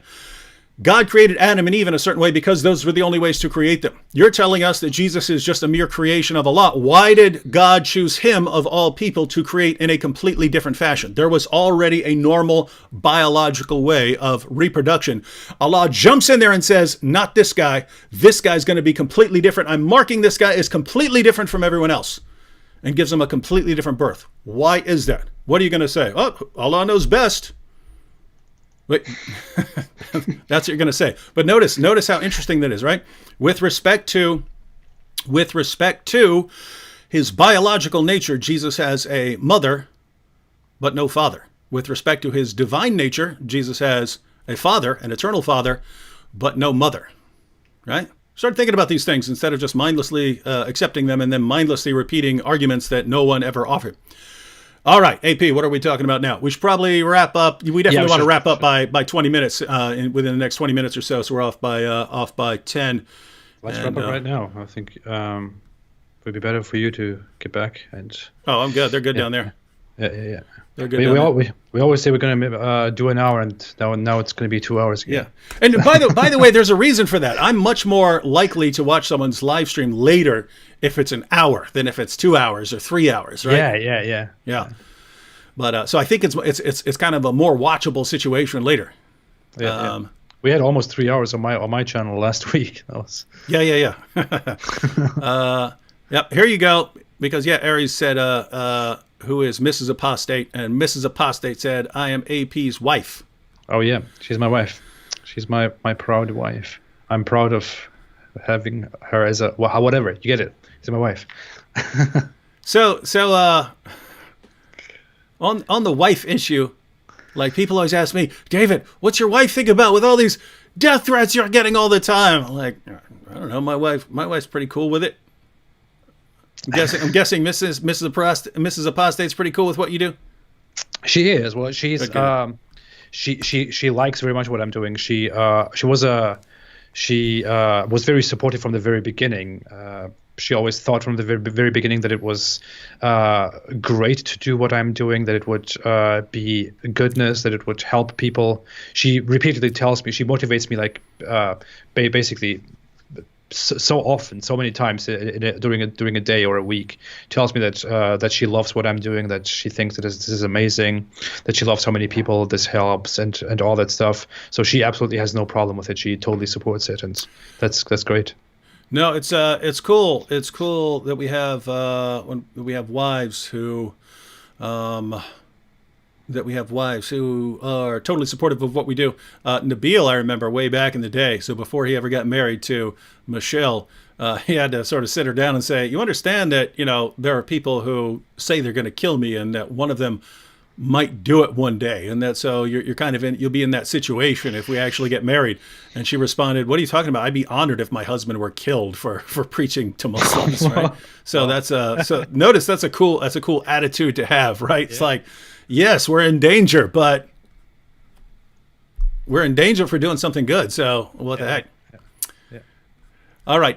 Any last? Cordy here said, when are you bringing Islam Critiqued to interview? Actually, just talked to Islam Critiqued. Asked him when he wants to do a live stream. Says he does want to do a live stream, but is kind of busy during the month of December. So after the new year, I'll have Islam Critiqued on here. What are you laughing at? You laughing at a comment? Yeah, I'm laughing at my wife's comment. She said, I told AP that he was a prophet just as Khadija told Muhammad. It's actually true. She told me that too. She kind of gave me the idea to start all of this from the very beginning. Oh, yeah? So, yeah. AP started running around. I'm hearing voices. Cover me. And Mrs. Apostate said, no, you're a prophet, an apostate prophet. You should start a YouTube channel. That's actually good. You should make a video like that, dude. You should make a video about the origin of the Apostate Prophet's channel and have it like a total parallel. You're like in a cave chilling. I don't know what to do. And then you think they're like a demon attacking you and stuff. And I didn't even notice until now that I have that in common with Muhammad. That's awesome. Yeah. That's why She didn't tell me to start the YouTube channel. She told me to start just speaking about this in public. So I started on Instagram first, and the thing on Instagram blew up so much, and I think she motivated me further to also talk further on YouTube about this. And I thought from the beginning that would be awesome because I can say so much more on YouTube compared to Instagram. I'm meanwhile banned on Instagram, so that's long in the past. Yeah. But yeah. Well, we're might be banned on YouTube as well. That's why that's why we keep trying to make sure that we are totally Sharia compliant, head to toe Sharia compliant, head to toe halal. We respect terrible cultures, and we respect complete moral wickedness as well. We respect evil, and we respect different cultures. So I don't think YouTube would have a problem with us. So. Yeah, look, we keep planning to go through sources and stuff on here, but then we just get on here and then take a comment, which is cool because we're happy to answer the comments. Eric said, David, what is breastfeeding an adult in Islam? I don't know if you weren't following earlier, but yeah, we talked about that. In short, breastfeeding an adult is what you do if a woman is going to be around a man. And by the way, do you remember several years ago when that became like an Egyptian scholar claimed that women who work around men have to breastfeed them, and then he got in trouble for it? And everyone's saying, that's the most ridiculous thing ever. It's like, what do you mean? That's what Muhammad said. But this was in Egypt, maybe, I don't know, 13, 14 years ago, something like that.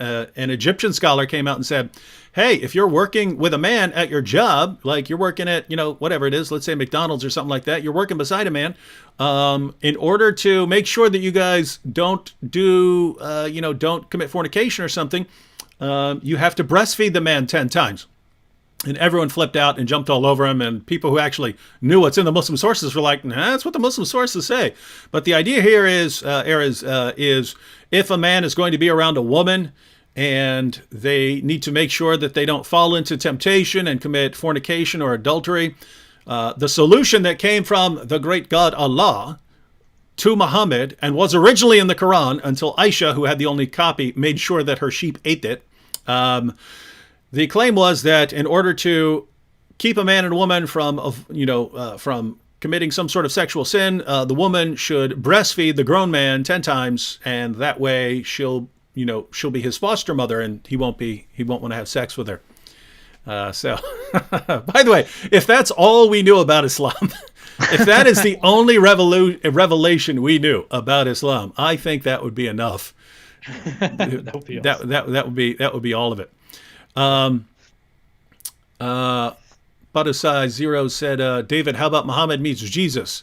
We're going to have Muhammad meets Jesus, but it's going to be different from the Boom Boom Room. We've been planning it for a long time. We've never actually got together and do it because I've been planning to do it after 50 episodes of the Boom Boom Room. So after 50 episodes of the Boom Boom Room, there's going to be Jesus versus Muhammad, but it's going to be like epic rap battles of history. And it's going to be Jesus versus Muhammad. And, Libertas et Veritas said, AP, I kiss your eyes, brother. And, but he's got the little Muhammad emoji. Libertas, I'm guessing you copied that off the screen. I actually have much higher resolution versions of that. If you want one, send me a message. I'll send you a higher resolution if you wanna make it bigger, because the ones that are in the emojis are sort of low resolution. But I have full resolution pictures. I see it now. Yeah. Thank you. All right, guys. I'm still barely halfway through. Oh, I wanted to actually address this one. This one's good. Swagger Husky said, Muslims always use Deuteronomy 18:15 to 18 to prove Muhammad, but the same book said that Israelites would not appoint a king who was not one of them. See Deuteronomy 17:15. There are a ton of problems with this. You see some problems with this? What I think about, I just looked into it recently. I was actually writing something about that and kept it for later publishing. But the same chapter says at the end of exactly that section that they cite. What is it? I don't know which part it is. But further on, just a few verses later, it actually gives the Jews the instruction to, if they encounter a false prophet who assumes to speak in the name of the Lord and does not, that they should reject him and possibly put him to death, which is very funny, because by the standards of that exact book, the Jews should have put Muhammad to death if they had the authority, if they had the power to. By all requirements, by all standards of that same book, they should have put him to death. And the funny thing is that the Quran also repeatedly accuses the Jews of being killers, of killing their prophets. Repeatedly, it does the same thing. Like, they killed this and they killed that and they killed him and him. Obviously, because Muhammad was afraid of being killed by the Jews, which is why he was so paranoid and why he got rid of all of them in Medina. Which is interesting, because that exact Deuteronomy book also tells Jews that they should be doing that they should be putting those to death who preach in the name of God, but yet they don't preach in the name of God. And by their standards, Muhammad was obviously a good example for that, because it also says that you can understand if someone is a false prophet by looking at his prophecies and seeing that a prophecy that he makes does not come true. By Jewish standards, there were lots of prophecies that Muhammad made during his lifetime and after his lifetime that have not come true. But so they should have put him to death. So that Bible verse completely it doesn't legitimize their point at all. It doesn't legitimize Muhammad at all. It is a shot in the own foot for Islam, for Muslims. Mm-hmm. Yeah, and First Last put the verse up here on the screen. Says, but the prophet which shall presume to speak a word in my name which I have not commanded him to speak, or that shall speak in the name of other gods, even that prophet shall die. And I pointed out in the past that this is very interesting, because according to Muslim sources, and I have about 50 of them on this, Muhammad did both when he delivered the satanic verses. So notice the story of the satanic verses is that Muhammad was really upset that his tribe wasn't converting to Islam. So he was longing for a revelation that would help his tribe convert to Islam. So eventually the revelation came when he was receiving revelations of the Quran, and the revelations that he received during this time were, have you not heard of Alat, Alusa, and Manat, the third, the other? These are the exalted cranes or birds whose intercession is to be hoped for. So in other words, they're the goddesses, Alat, Alusa, and Manat, that Muhammad's tribe believed in. These goddesses were like birds who would carry your prayers to Allah. So you're not treating them as the main God, you're treating them as intercessors. You're treating them as intercessors. You can pray to them, but they'll carry your prayers up to Allah. And so Muhammad received this revelation. He bowed down in honor of it, and his followers bowed down as well. But then the pagans bowed down as well, because they were happy that Muhammad was supporting their goddesses. So that was all fine and well, until a little later Muhammad came back and said, sorry guys, the devil tricked me into doing that. Now, this was one of the most embarrassing incidents in Islamic history. Basically, for the first 2 centuries of Islam, everyone grants that this happened. And then after that, Muslims solidified a doctrine about God's protecting of the prophets. Whereas for the first 2 centuries of Islam, the view on God's protection of the prophets was that God's going to protect them from persisting in error. In other words, if they fall into error, God's going to bring them out of it. The doctrine changed to that God's going to protect them from any sort of major error. He's not going to allow it to happen. So once the doctrine changed, Muslims rewrote their history and threw out the story. But we know from a historical perspective, that's as good as gold, right? The principle of embarrassment in history is that if people are inventing something about someone, they're going to invent something positive or something neutral that helps them make some other point. Muslims are not going to invent a story about their prophet delivering a revelation from the devil, right? There's no point in doing that. And you certainly wouldn't have tons of Muslims inventing similar stories about that. The point is the only way this is in the earliest Muslim sources is that's true. It happened. It happened and Muslims knew it happened, right? But notice what you had there. Muhammad delivered a revelation that didn't come from God, and he spoke in the name of other gods. He promoted polytheism. What does Deuteronomy 18:20 say? But the prophet which shall presume to speak a word in my name, which I have not commanded him to speak. So if you say something came from God and it didn't come from God, or if you speak it in the name of other gods, that prophet shall die. So this is just amazing, because this is the main Islamic prophecy from the Old Testament. Deuteronomy 18, verse 18. Some Muslims, when they're quoting it, will quote all the way to verse 19, but they don't quote verse 20. Why? Because according to verse 20, Muhammad's a false prophet who would have been stoned to death.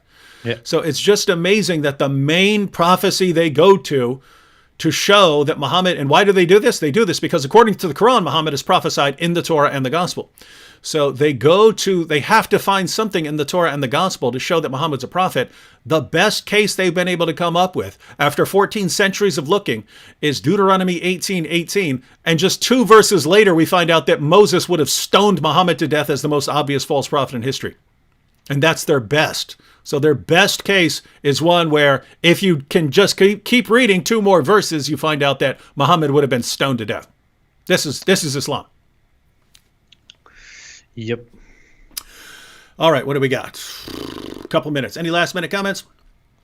No. Someone said Faye Qureshi said, AP, what's your favorite verse from the Quran? But I have so many favorite verses. I don't really know which one. Yo! You should make a video titled "My Favorite Quran Verse" because I made one like that. It did well. I still get lots of views from it years later. Oh, yeah. I should do that. Those would actually feed off each other. In other words, when mine's up, when someone's watching mine, yours will pop up as a suggested video, and when yours is up, mine will pop up as a suggested video. I should do that. That's a good idea.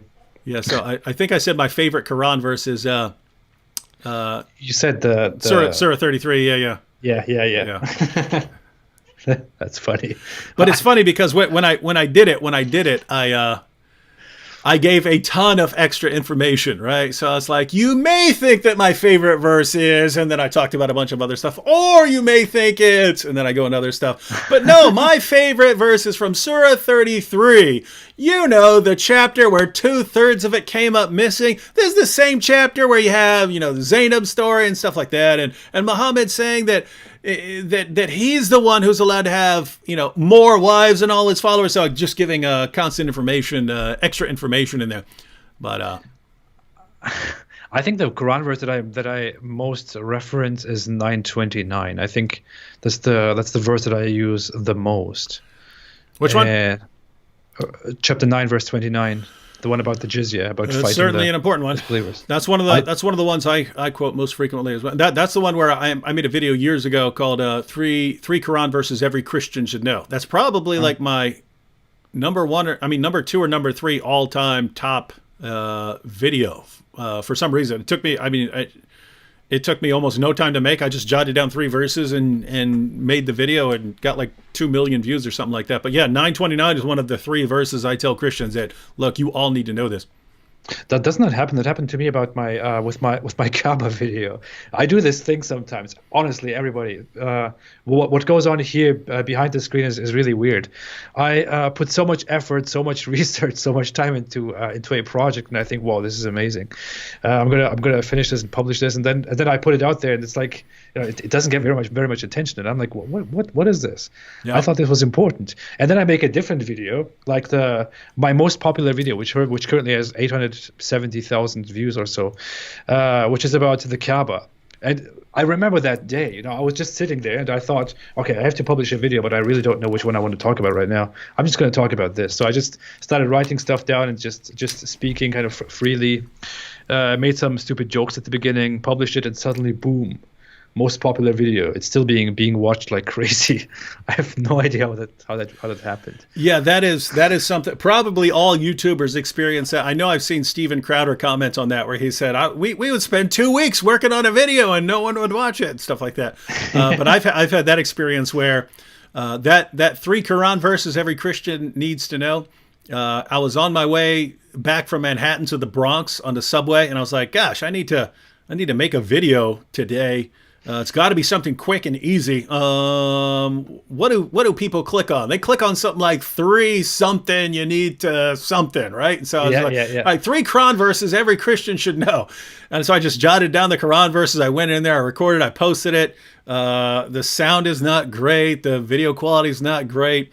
And then millions of people watch it. And then other videos, I will spend years working on. And it's not like I do nothing but work on the video for years. I'm not saying that. I'm saying I'll come up with an idea, but then I don't make it. And then like 3 or 4 months later, I'll think of something cool that would work in that video. And then, another 3 months goes by and I'm like, oh, I just came up with an awesome source that would fit in there. And so I'll piece this thing together over years. And then I'll work on putting everything together and the graphics together. And so I finally put it all together and then flop. And so it's just, that's YouTube for you. Yeah, fortunately, it's all coming to an end because we've got so much hate speech on our channels. And we are now better people. We are respectful. The Holy Sword of Light said, AP and David live in the same apartment and they Skype each other on live stream.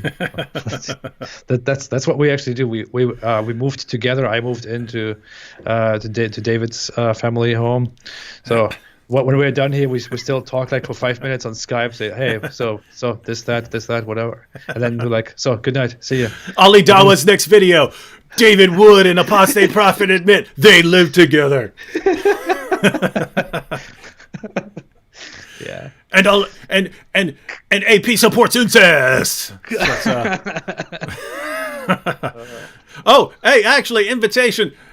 Guys, just so you know, I've been telling AP. He said he's interested in moving at some point. I said, hey, you move anywhere near me, we'll just go live every night. We'll just go live every night, side by side. I'll build a little studio and we'll just go live every night and start taking calls.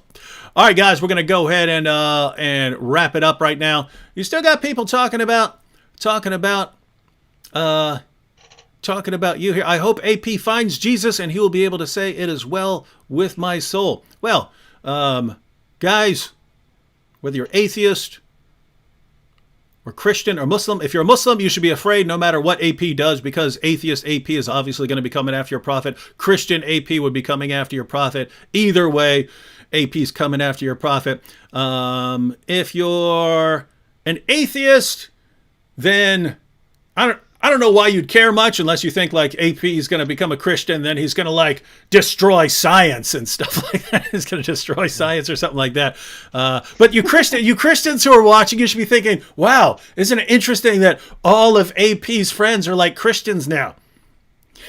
AP's hanging out with all these Christians. You're a Christian. If you're a Christian who believe God works in mysterious ways, you should be thinking, oh, AP studied a little bit, but then God surrounded him with all these awesome Christians. So, I actually find it to be serious, I don't know how serious I can be, but uh, no, I find it very ideal actually. What's going on here, that we can sit together and have these conversations, that we can have a valued friendship and a collaboration and all that stuff. Because this is how I always viewed it. I never understood in life how why people always think this weird way that people have to stick to their own kind and cannot go out of their circle, cannot form form inter circles. I just don't. I never understood. I do understand why people think that way. It's not that I understand. I do totally understand why people think that way. I just don't think that way. I don't respect that that way of thinking very much from my perspective. So to me, it was always the best thing to do, to just interact and to mix and to talk and to, sit together and have proper conversations, even if our worldviews are totally different. So I totally love this. Dear Christians, I love being with you. I love talking to you. I love communicating with you, being valued by you, valuing you.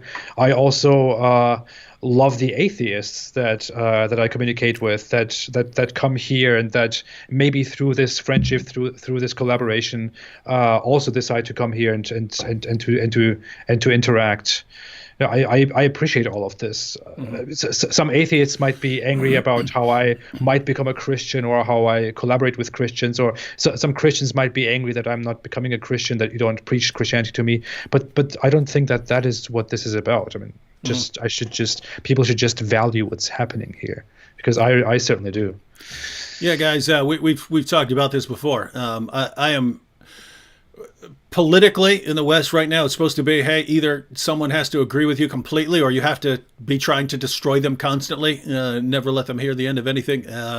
That's never occurred to me. I've mentioned before that, if I'm in a room with an atheist and a Muslim, I'm agreeing with some of those guys or none of those guys, but depending on what the topic is, right? If the topic is whether Islam is true, I'm going to agree with the atheist that Islam is not true. If the topic is whether God created the universe, I'm going to agree with the Muslim and not agree with the atheist. If the topic is whether Jesus is Lord, I'm going to disagree with both of them. It's never crossed my mind that I have to agree with someone on all the issues, or we just can't get along. I mean, for years, it's just amazing to me. Now it's David's an anti-Muslim bigot. For years, most of my friends were Muslims, right? Like Nabil was my best friend throughout college, and it's just amazing. It's we got along because I actually got along better with Muslims, I think, because I kind of liked the more aggressive personalities, right? Where, like, lots of Christians, if you got into an argument with them, I don't want to cause a scene, so they didn't want to argue and didn't want to stand up for what they said and so on. Whereas the Muslims were more forceful and so on. Actually, hey, I can have a conversation with someone like that, right?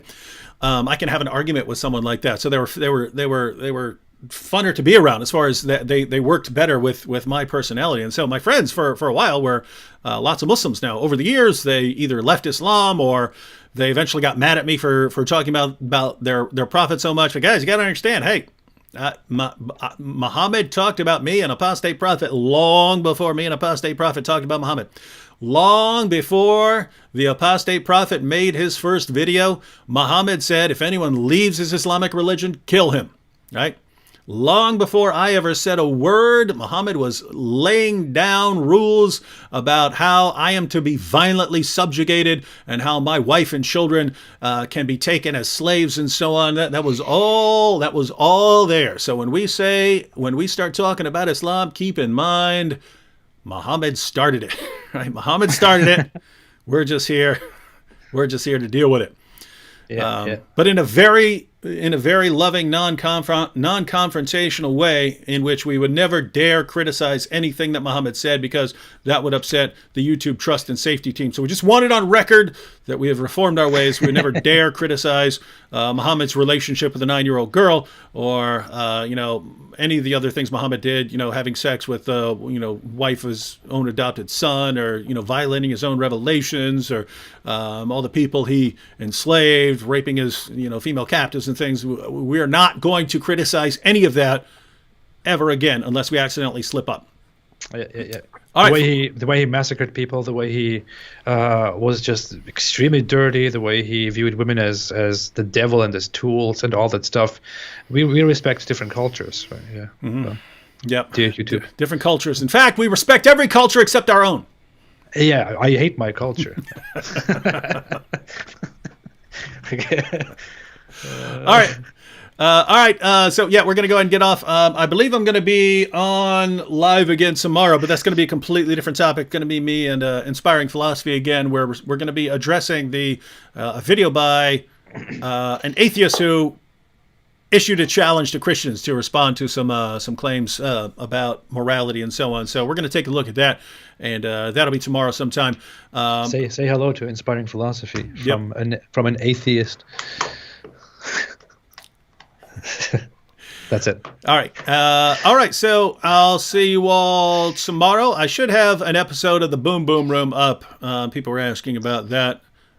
Should have up Muhammad. It's funny that we were talking about Deuteronomy 18:18 because let's just say that may or may not form the basis for Muhammad getting stoned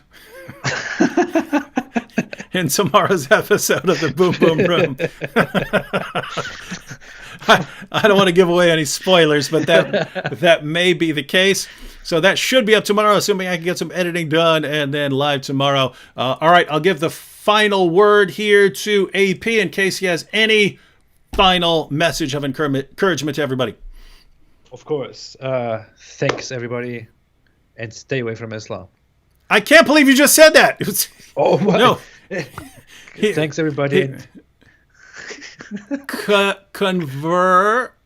Go closer to Islam. Move closer to Islam. Move closer to Islam. It's the Apostate Prophet's new With motto. all respect. Grow closer to Islam, everyone. I'll change this. I'll turn this into move closer to Islam. Move closer to Islam. And then you'll be safe on YouTube forever. Yeah. Oh, God, I love the Trust and Safety team. Yeah. Thank you so much, Trust and Safety team. Thanks.